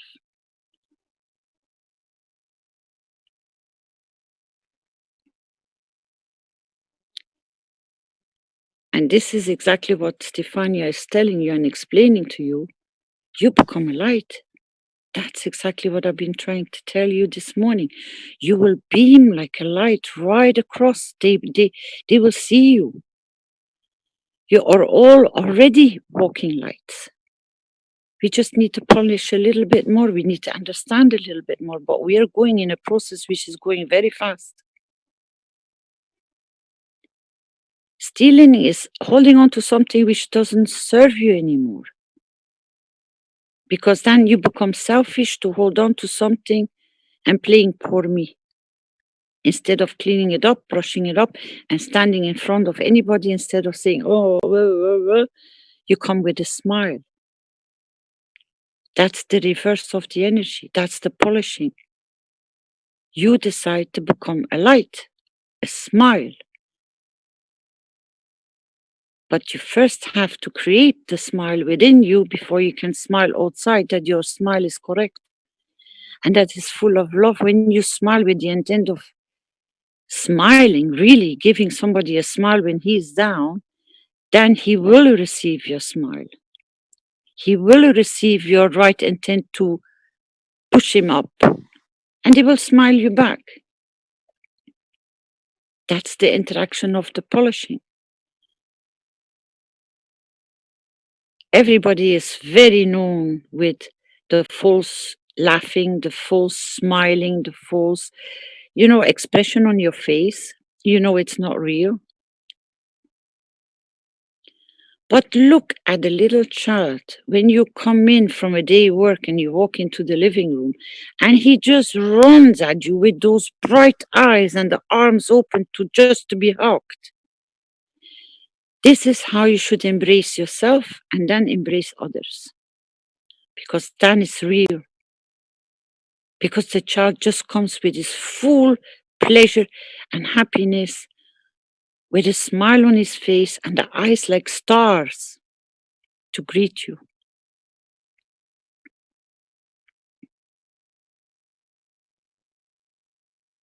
Can you imagine if we are all becoming walking stars, which you already are in truth? You just need to show your light. And this is the path we are trying to walk in this blueprint for peace. Where are we going to find to reveal our lights?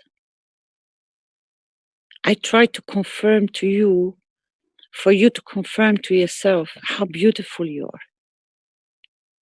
Because none of you have been taught or passed on the message, hey, I exist.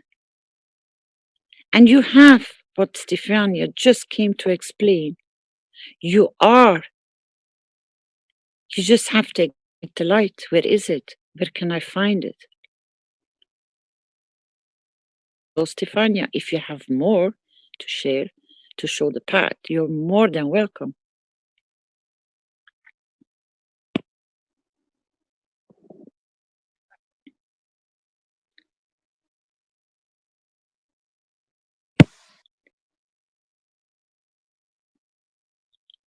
Flint, did you understand the fear part?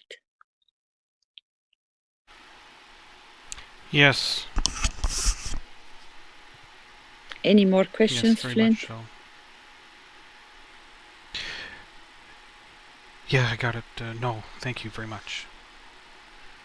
Are you sure? Yes. You're 8.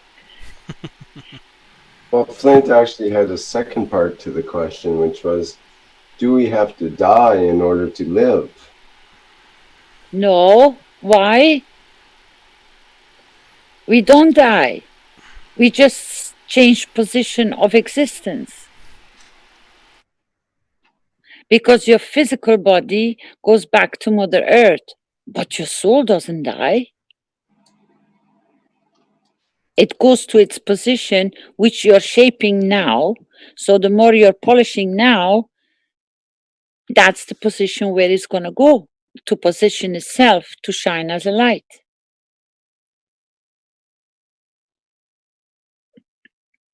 I give you a story for that not to be, and as Paul tried to bring as well this afternoon.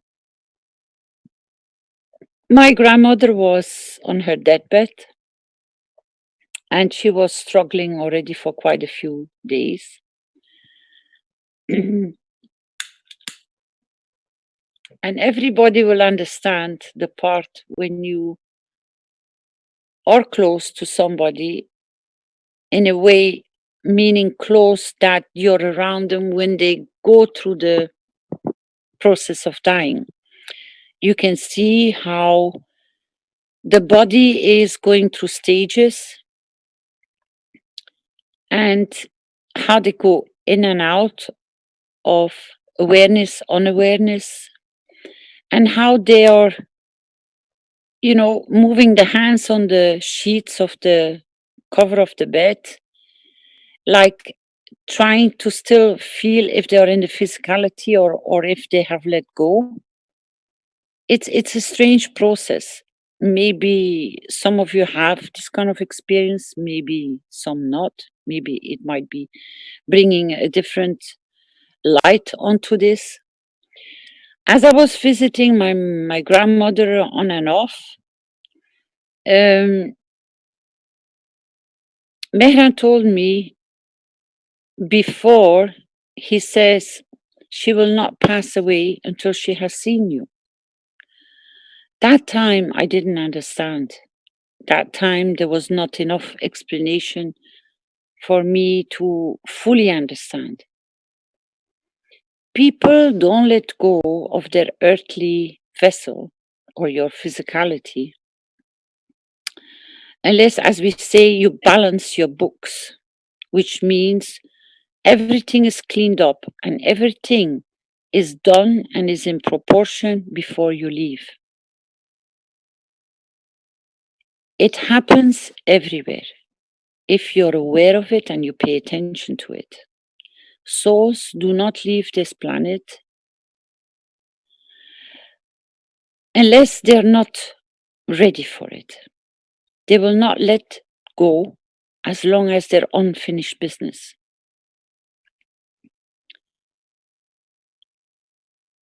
When I walked the last time into the room, Mehran said before, he said, she will not go. She will not let go until you go. When I walked into the room, I could see her hands moving on the sheets, although she was no longer present with us in a matter that she could converse, but she could see. You know that the eyes are registering, but there was no more talking, there was no sign of indication that you could, you know, get a confirmation of something. When I left the room, I felt better. I don't know why, but something changed. And the only things that Mehran said, she will pass over in the next few hours because she has found peace. She had to say goodbye to you. And the same thing happened, funny enough, again with the mother of Mehran. I was there, the only one, because Mehran was in plaster, he was in the hospital, he was getting operated, so he couldn't even make the trip. She was going, but she was holding on, and she was holding on. And Mehran said, she's waiting for our youngest boy to see him. And then she will let go. And it was exactly the way he said. When she touched and she visually could confirm that that was Rubin, and it was me who brought him, she was in peace because she loved that boy. She adored it. He spent a lot of time with her when we were around her, and she didn't see him for quite a while. She was waiting to say goodbye to this little boy, and she went into a peace and she let go. So souls have no hesitation when to let go or how to let go because they know exactly the time when to departure. So have no fear because until the last minute, you as a soul decide. The same as I explained this morning. As you're coming into this physical vessel, you decide to stay and you're going to take the journey or you're not going to take the journey. So as a soul, you're free because it's an experience you come to share with all the others. I do not understand why we ever even got made scared of this process. I even wonder why we were never told and explained the correct way of the path of the soul. But now you have it. So please trust. Please do trust. This physicality is just a different shape of an experience. Because you, once created as a soul, you're eternal. You live in eternity. Unless you then as a soul decide to go and serve another purpose in another galaxy or in another shape or another form, but that's up to you. So if you have the power and the decision right to come, first of all, in this physicality, to be born, and to departure, and then to serve or to create another path, aren't you in charge fully? You have all the right. The only thing which we are learning now is to confirm and to accept. We have enough witnesses which have gone across the path and come back from situations you say this is impossible. You watch Naomi very soon. It was impossible. Most probably in the near future, when Naomi is fully up and walking, we have the images that this was not even thinkable of reversing a condition where Naomi came in to be. But it is reversed. And it's her choice of path. But we can share the full cycle, which is beautiful. But you're in charge of your soul. You are your soul. You have the right when you will departure. Maybe now it is not getting revealed because you might change your path because of foreknown knowledge, and then you wouldn't walk the path which you initially agreed on to walk. So the things are not revealed. Otherwise, if we give you everything with a spoon of knowledge beforehand, would you go through it? Would you go through the learning process? Some of you will say, no, thank you.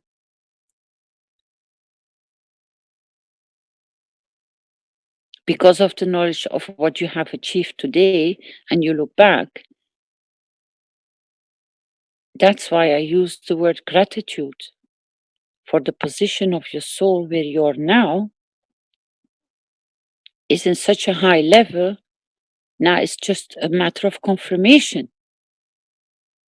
You are your soul. You even decide when you go, nobody else.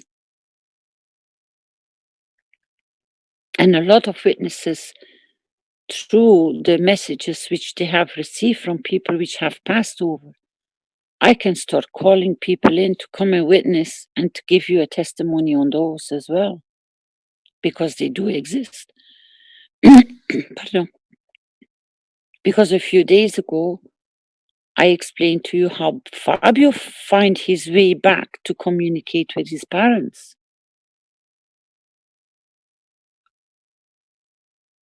And I didn't want it to go verbal. I wanted it in writing, and I received it in writing. Because he knew that especially his father and his mom and his sister were suffering very bad. That was a bouquet of flowers of love from him to his family. I'm okay. I'm happy. and the confirmation who he was because of the referring to his grandmother, which only the family knew. That they could understand that he brought the message through to them. So have no fear. This is exactly what the Mosins are getting and start going to share more and more. Can you imagine if what Stefania just told you, and she said, you have the power, such a small tiny thing, and you have the power to enlighten the whole galaxy?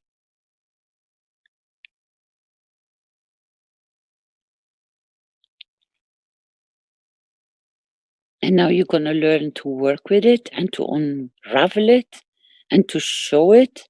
And you are already walking light beams. I'm just trying to ignite you more, to shine more.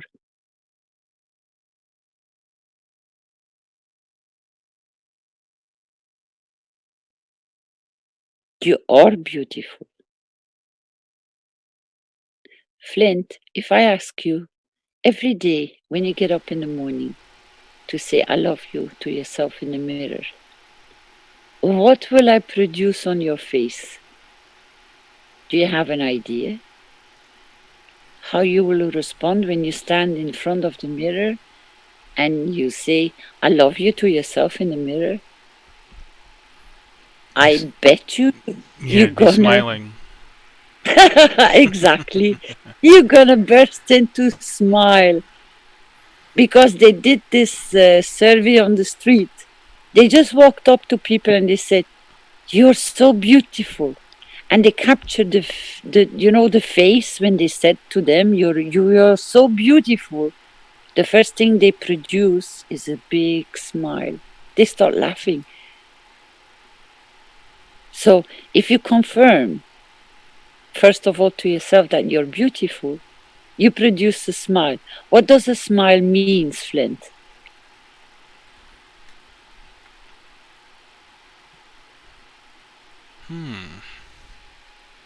What does a smile interpret? What is the knowledge and the interpretation of a smile? That you do love yourself and understand? Happiness! You express happiness when you smile. You express love. Now you project this in the mirror and it comes back to you and it makes you laugh. So it makes you happy. What do you create with happiness? You increase your fields. You create the well-being because you start creating plasma fields which are elevating your fields of energy. Now, when you walk away from that mirror and you try to remember whole day the reaction of you when you said you're beautiful in that mirror and you start laughing. Now try to bring this the whole day, the reaction of you bursting into laughing. What are you creating? You're creating a chain reaction of increasing your fields of happiness, which at the same time increases your level of you loving yourself, because you simply give yourself a compliment. You are beautiful. And then it makes you smile. And then when you walk smiling whole day, you automatically are increasing continuously your levels of happiness. Happiness brings love to yourself. And then at the same time, when you're walking smiling, how many people are you going to affect because you're walking smiling? Now you see the chain reaction? Yes. That's the snowball. So every morning you go in that mirror and you say, you're so beautiful. And then you burst into laughing. And then whole day you remember yourself, my God, it's worth a smile. You start laughing again. So your whole plasma being as a person is in a higher frequency because you keep on bursting into laugh. Because it's very funny, huh, to say you're beautiful in your own image of your own self. So you're filling your cup up with what? With pleasure, with joy, and with smile, which the smile and all those in combination is love to yourself. So now, when you're walking like a smiling, let's say, idiot from morning till evening with that big smile, because every time you remember, you said, you are so beautiful, and the chain reaction come, so you ignite continuously whole day that big smile on your face because you're laughing, you have pleasure within you. Now you see with this big smile on your face how many people you're gonna make smile, or how many gonna change their face wondering what's wrong with you. So you create a reaction outside your cup which is full with joy. Because you're not crying, you're carrying a big smile. So this is the this is the light, this is the start button you need. Love yourself before you can love somebody else. Give to yourself before you can give to somebody else. Now you found the secret how you can even keep it going. A whole day smiling and your cheeks won't even hurt.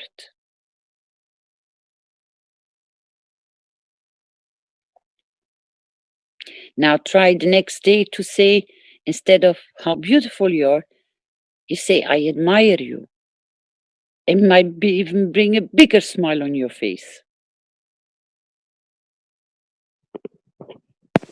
So imagine how fast you can change the world with the ignition key, which Stefania brought so nicely forward through the teachings of Mr. Keshe.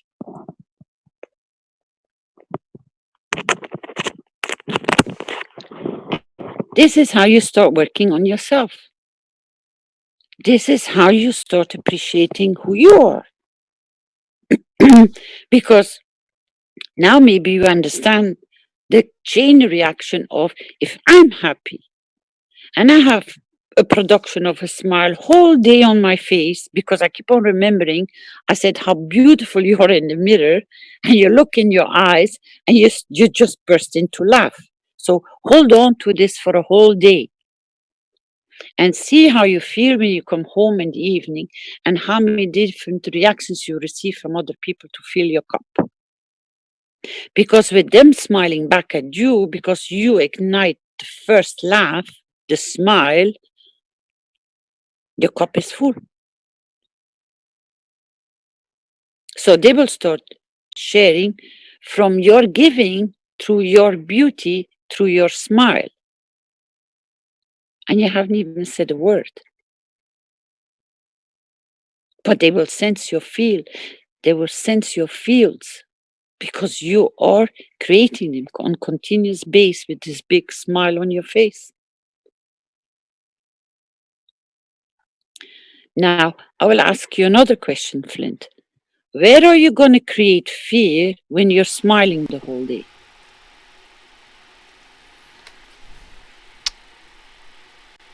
Yeah. Exactly. I would say that it would be hard to do that. Exactly, my darling. So, it's very simple, huh? You Yes. change the plate. You change the plates with yourself as a projection. In the mirror, you only see yourself. Now try to target yourself with the most beautiful thing, which will ignite a smile on your face. And then you remember whole day how you ignited the smell on your face. Pardon. And it will be very easy to hold on to it because it just happened this morning. It's not something 20 years ago. It just happened this morning. Now you have 12 hours in the day. Then you have to accumulate in very honesty at the end of the day. How are you going to come home? A happy man, sharing a lot of smiles, receiving a lot of smiles. Now I'm asking you really, really, I'm going to keep on asking you, where are you going to create the fear or anger? Or where are you going to find the time to be frustrated? When you carry this good feeling, you keep on igniting to smile. Where are you going to create the rest? So you have no time, which means because of your filling yourself up with the happiness,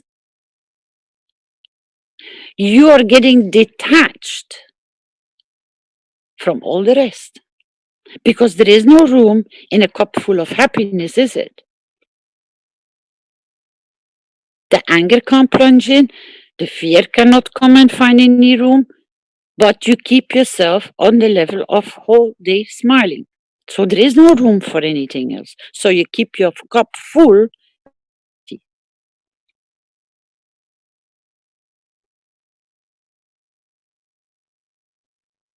Now, shall we try to do this for 1 week? I think we're all going to be sitting with a huge smile on our face behind our computers, behind our telephones, and the blueprint teachings. Can we achieve this? To be in the teaching every day after we said this morning in the mirror, you're absolutely amazing, you're absolutely beautiful, and you burst into laugh. Or you use something else that you make sure you laugh. And then you hold on to that frequency. I wonder how the teaching will be tomorrow. Because all your fields will be in a constant, full of love and care for yourself. And there will be no room existing for fear, hesitation, anything. It will only be full with love.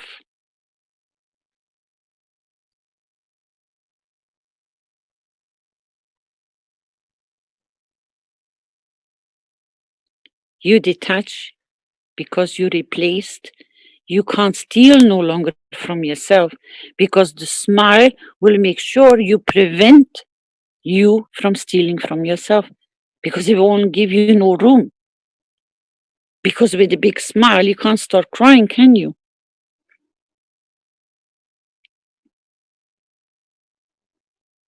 Unless you start crying from happiness, which is also a big smile.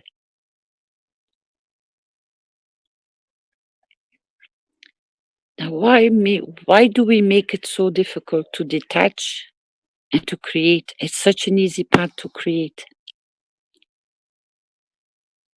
And it's even easier to hold on to it because it's just a memory you have to recall, to refeed, to replenish your soul, your cup.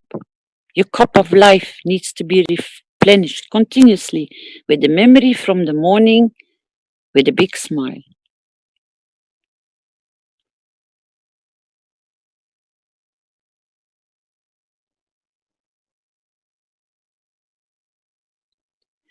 Can you now imagine what you will remove on burdens in your physicality by just keeping this level of happiness and your cup full of love for yourself?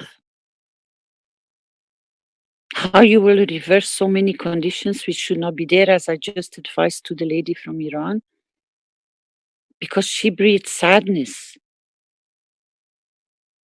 She's forgotten to breathe with joy and pleasure and love. Now go in the mirror in the morning and start filling your cup from first thing you open your eyes with saying how beautiful you are. You will start laughing.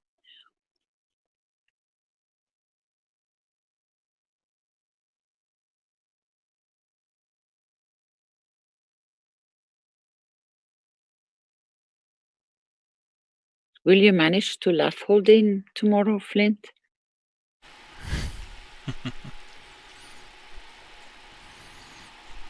Okay, I've got a question. Yeah, I'll certainly try.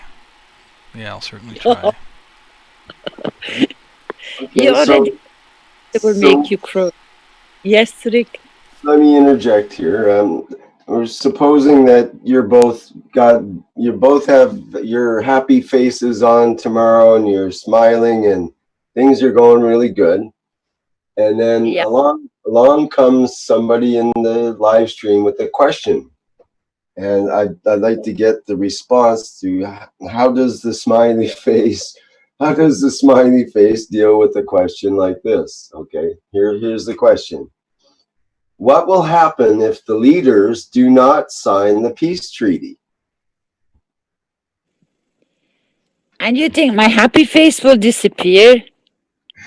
No, I think your happy face would either ignore the question or perhaps would have a creative reply that might be appropriate in some way. I think Mr. Keshe already dropped what he wants to achieve. I don't know if you heard it, because I have no worries if they're signing or they're not signing, because actually they don't matter even when they sign. He stated this very at the beginning. It's the same way as, you know, the court case. Because, Rick, we are not one, we are not two, we are not 50. We are reaching a lot of people in this Blueprint Week. And they all have put their shoulders on it. They are already outnumbering the signatures in their wish. So if you're a creator and this wish was so sincere, you already achieved it. That's why the councils are there. That's why Mr. Keshe said, when the leaders or certain leaders from countries don't turn up, stand up and you sign for your leader. You are present. So I will not disappear my smile because nothing will change.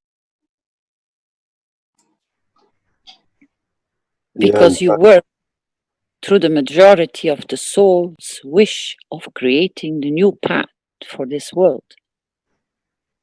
Well, that's right. You're already moving on to the next stage, and there, you know, that possibility of what will happen doesn't even occur to your mind really, because you've already moved on, and before the signing even is supposed to take place, the next stage is evident, and you move forward rather than dwelling on what may or may not happen.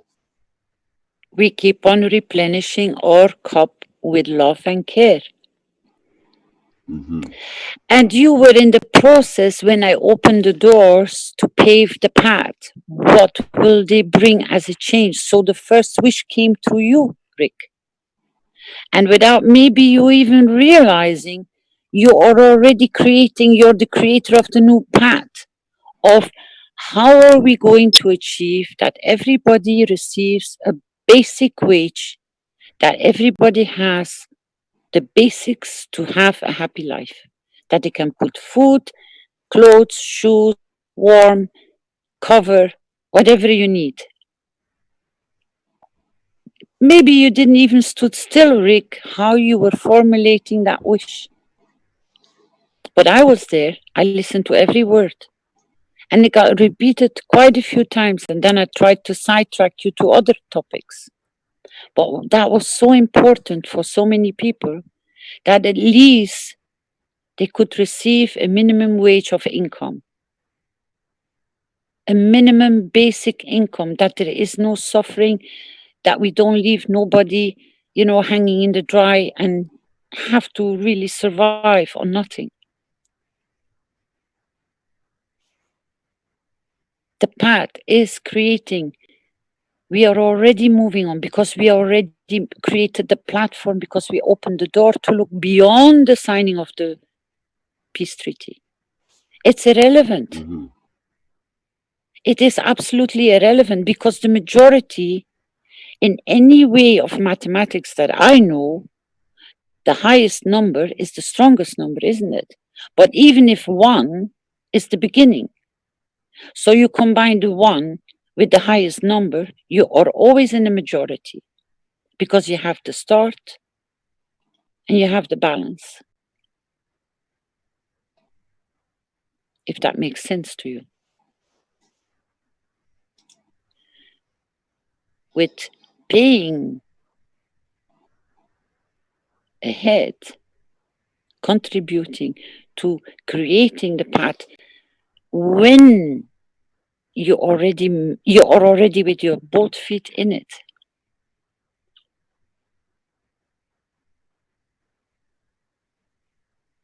They know they cannot stand the majority. People had enough. This has been enough. That's the wish of mankind. It's the souls which have united to make this path. And everybody's feeling it through the bones. So my smile will not disappear, Rick. Doesn't matter what they do. Because I know I created the path for the change.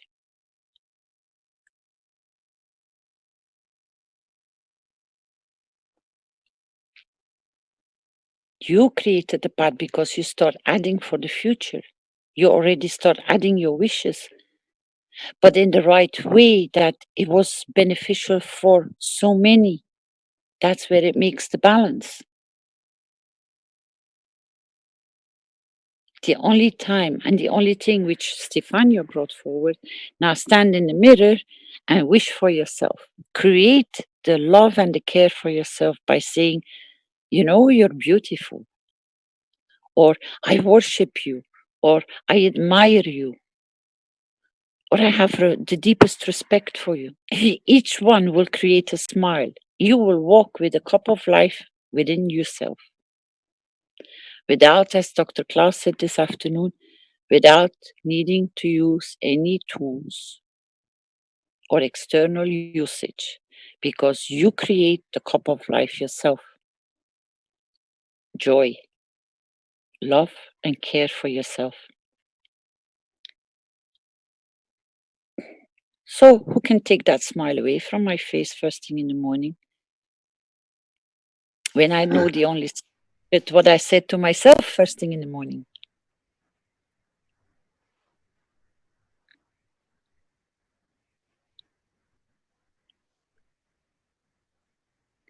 Maybe that was the secret of the Mona Lisa that no one could figure out. And she's still there. She still has the big smile on her face. Mm-hmm.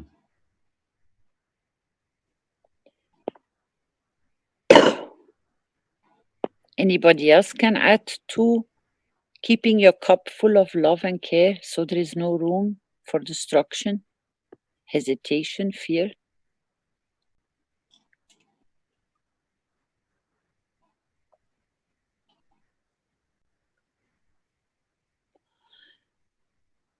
You know, that's the beauty in so many parts. It is right in front of our nose. We just didn't understand it. We couldn't make the connection.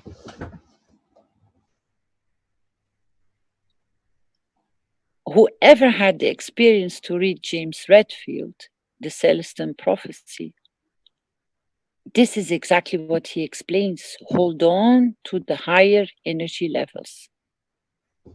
And he also brings you back to the gratitude. To confirm, you have to have no fear. And you have to be very honest with yourself. The honesty stops you from stealing from yourself, to hide things in places that you think nobody can see, but your own soul knows where you hide them. And he will do, or it will do anything for you to bring them forward to clean them up.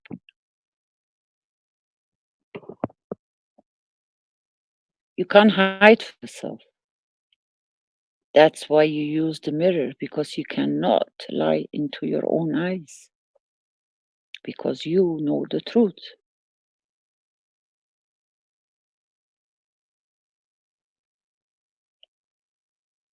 Another question, Rick?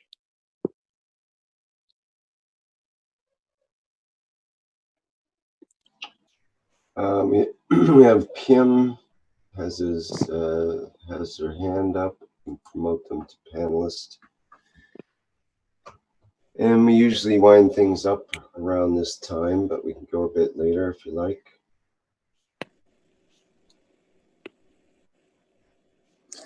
Hello, thank you everyone to be there in this wonderful process. So I want to add something what I do to keep the level on very high. And it is, I sing from my soul under the shower or in the car or where you want to sing.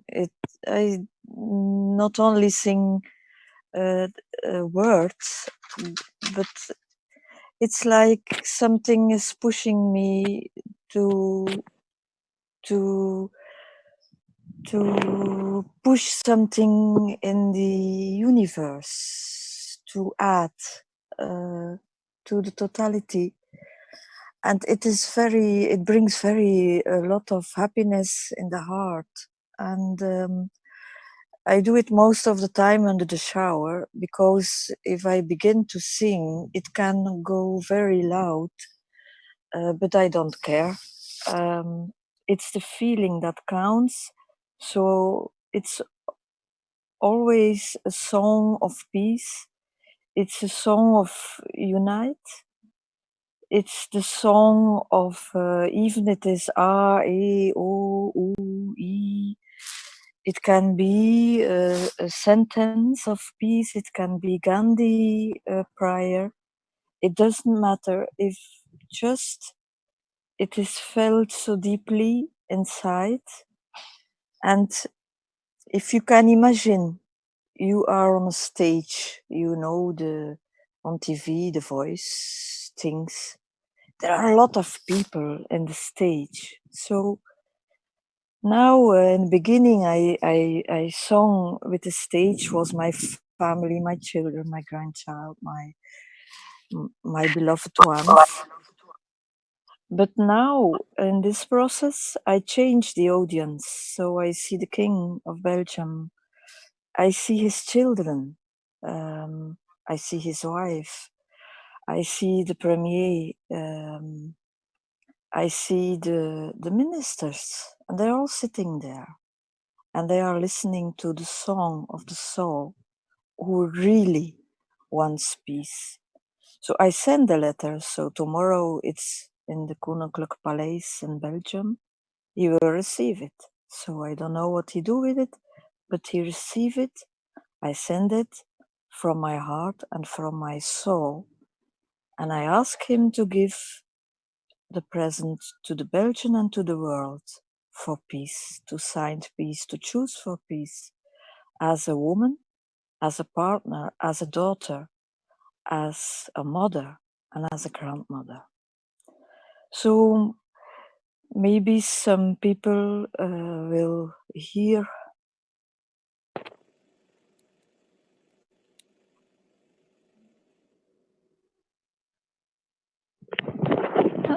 and felt the deepness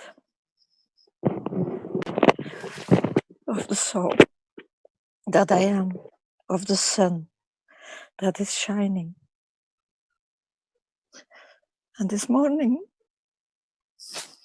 I was singing. It's like a push. You can't hold it back. It's like now I push on the hand I raise my hand. It's the soul who pushed you to do what you want to do. To comfort and to hope that here and there a soul shall be touched and do the same and sing in the shower and sing in the car and sing on the road and sing in the churches. I did it years ago. I go to the altar of a church who is a very, very, very strong vortex.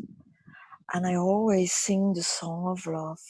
Whatever happens there, I always go there. And if you sing on the altar in a church, you will feel how strong you are. You have felt it in every cell of your body, and you will know, yes, that is true, that is life. It is that, the happiness to give to that way, to your song.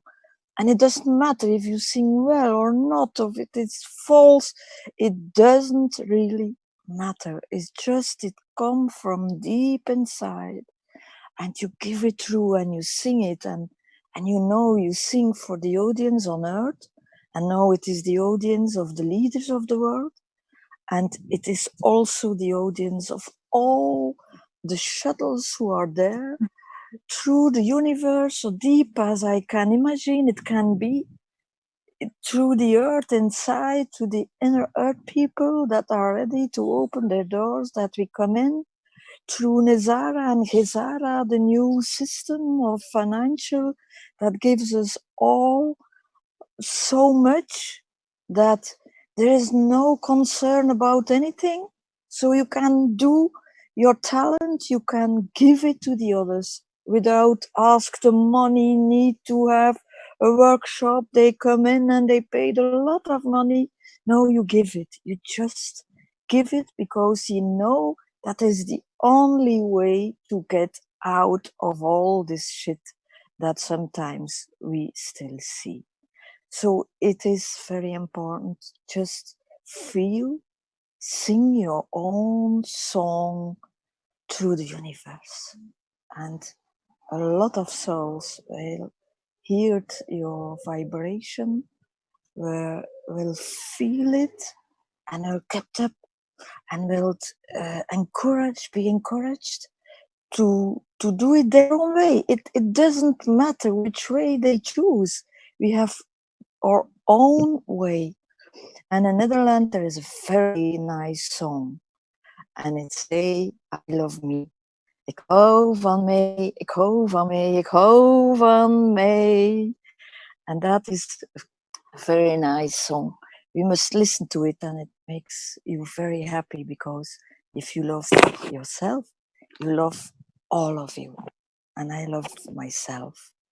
So at the same time, I love all of you. And my grandchild is such a beautiful boy. And through him, I can see all the children in the world, and I can love them, even more of him. And I talked to him yesterday, and I sent the letters out, and I wrote the big card to the king to put in the envelope. And I look in the eyes of my grandchild. He's 2 years old. And I say, little boy, we go for peace. Give me a high five. And he gave me 3 high fives at the same time. And he laughed at me. It was like he understands that what we're doing is so nice. And I give a high five to my partner too.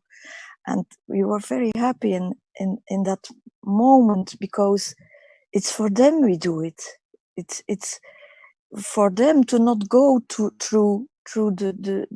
the painful path we come to do last time. I say it's the last life I come in the pain, because we do the change now. We do it right now. So let's continue. Let's set this path out on our own way. Every way is the good way. Even if you are just a smiler on the road, whatever you're doing, whatever you want to do, know if all the abundance is there at the moment and you have no concern how you will survive this day, like I must do a long time, and my family did a long time. So now it's time to stop that. It's not time.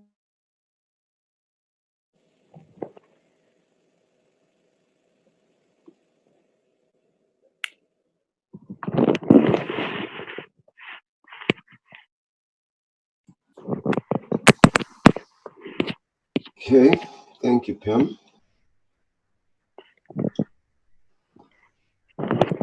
Did was she done there, or did she get cut off, do you think? I think she got cut. I think she lost the bandwidth or something. So, Rick, shall we decide tomorrow morning before we start with a big smile on our face and keep the cup full all day? Absolutely. I was going to add a short thing at the end here that my father was a teacher in high school for 20 some odd years, and his nickname was Smiling Jack, strangely enough.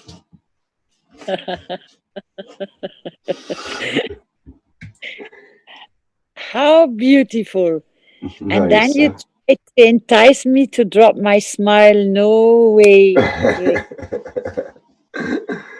No. Well, perhaps we should wrap it up for now. I've got a thing I was going to read, but I think I'll leave it for next time. I've got my my letter to the Prime Minister of Canada, my cover letter that I wanted to read, but perhaps I'll leave that for next time, I think. We probably should wrap it up here. Pardon Maybe me? we can start tomorrow morning with it. Sure. Mm-hmm. Uh-huh. So other people can come forward with their own personal letter attachment too. Yeah, it might spur something on there. Okay. Thank you so much, Rick, Vince, and all the other team members and all the knowledge seekers present today or non-knowledge seekers. Start to smile today. Fill your cup up with love and smile. There is no more room. There can be no room in your cup, which is so full of love for yourself. How can you allow pain or suffering or agitation or aggravation taking place in that cup? There is no room anymore. Love you all. See you tomorrow. Really good words, Caroline. Thank you very much. And thank you for your leadership today and ability to keep on pushing through with a smile on your face. I'm always smiling. I am always smiling, Rick. Right on. That's very important in this time and place. That's why my cup is so nicely full. Caroline. Yes, Stefania. Yeah, I just wanted to add just very small things before to close. It's okay, just very small. I'm not gonna take much time. No problem. Also Keshe said that during the day, you know, life, you got always, you've always been testing through the day. And he also said that you can make your weaknesses your point of strength. You can turn things around. You can turn bad into good. I'm sure during the day everyone has moments. It doesn't matter how big or small are those moments where you have this energy that we talked before come out. Like maybe something very small happen in your day that it brought you joy or it brought you happiness or it brought you that feelings of love. So. And because only us we know ourselves, so we can recognize those moments. You know, maybe a starting point would be to look for those moments. Doesn't matter how small, because everyone has problem in their life during the day. Life can be difficult. So if something happen in your day, even if it's small, that bring you joy or happiness, just acknowledge that, you know, pay attention to those moments, and then go towards things that make you generate those feelings. And of course, only you know what to make you happy. Only you know what to make you feel alive again or in love. So just follow those moments, and adding those moments together, they can make a big difference in a long period of time.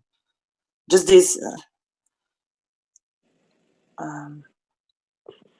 Yeah, regenerate the feeling of the smile.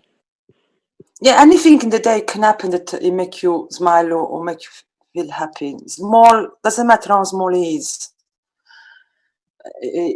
Hold on, follow those moments more and more during the day, and then maybe over a period of time, it's make a big difference on how in life. Yeah, I don't know if I've been clear. It's in a way, maybe you could say we're free of negative emotion during those times, right? So we can tell when we're free of negative emotion. Everyone during the day, I mean, everyone's got a problem. Everyone has got his own crisis, small or big they can be. Yeah, but during the day, during the day, you will have certain moments, certain things will happen. Can even just buy an ice cream, something really stupid, doesn't matter. Everyone that will bring you maybe joy, like a simple things, like someone give you ice, something like that. Everything that bring you joy, or it's or you, if you're doing something that you want to do, just acknowledge those moments and always look for those. Focus. Maybe you can say focus on the positive things. You can say that as well, and that even they are small, doesn't matter as long you daily you acknowledge those moments, and then longer period of time, those moments can make a big difference on your life and how you dealing with others. Yeah, so this can be a starting point as well. And as Keshe said, we all have different tools. So, for example, I think it was Christine, the person who talked before. She think under the shower. Somebody else has another waking on the open.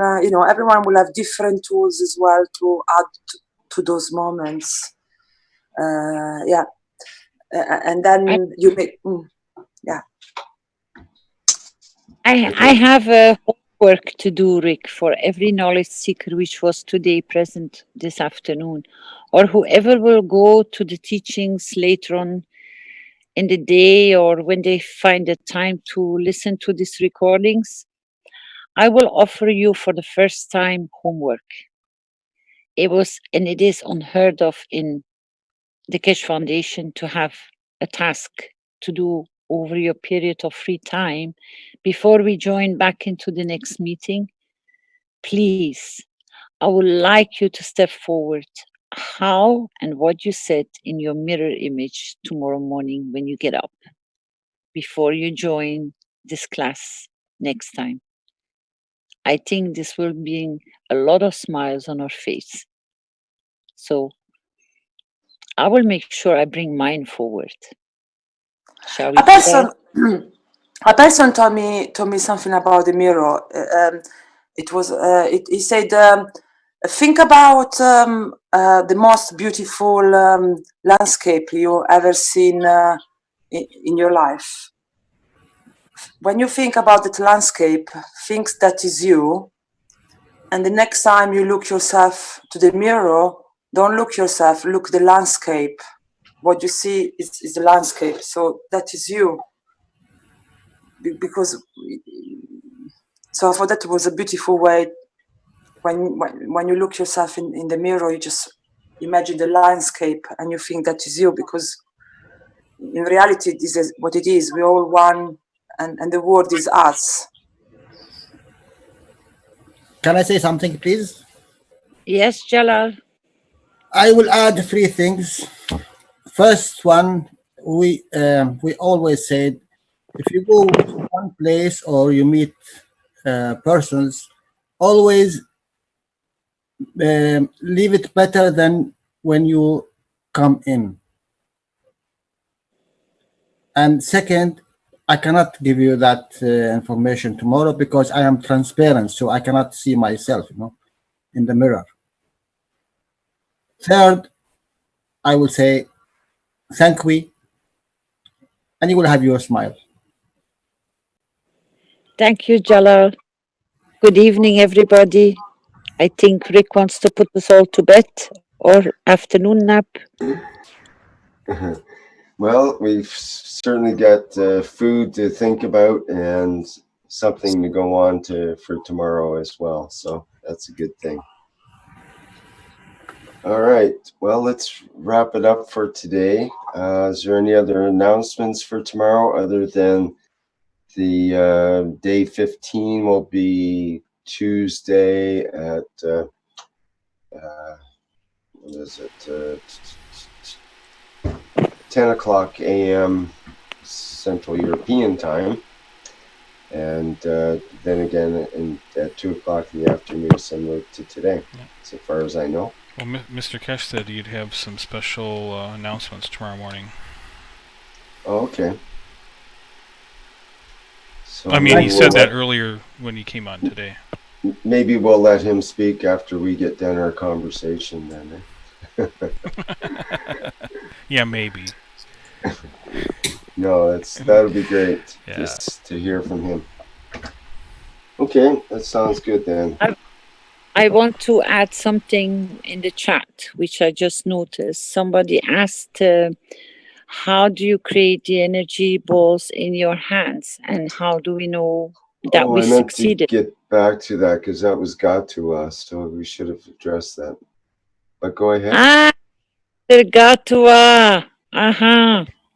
Well, we can answer that tomorrow. I mean, I can wait. Yeah, that might be a good one to talk about for a while. That would be a great subject because it's come up before and we have some information on that already. But it'd be nice to get some new information on it. Yeah, that'll be tomorrow's homework. Okay, we'll do it by tomorrow. I will explain, Dr. Guatwa, how you can achieve that very easy.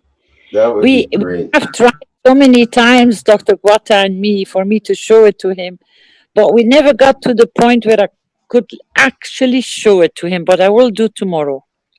Ooh. Thank you very much. You're welcome. Look forward to that. Yes. Yes, I was going to answer that tomorrow, but perfect if you do it, Caroline. Fantastic. Well, if you can both answer, so much the better. And if we can get a live demonstration on video, that would be great too. Rick, this will happen when we meet again. Yes, and probably won't be on video either, but we'll know it happened somehow. Who knows? Who knows?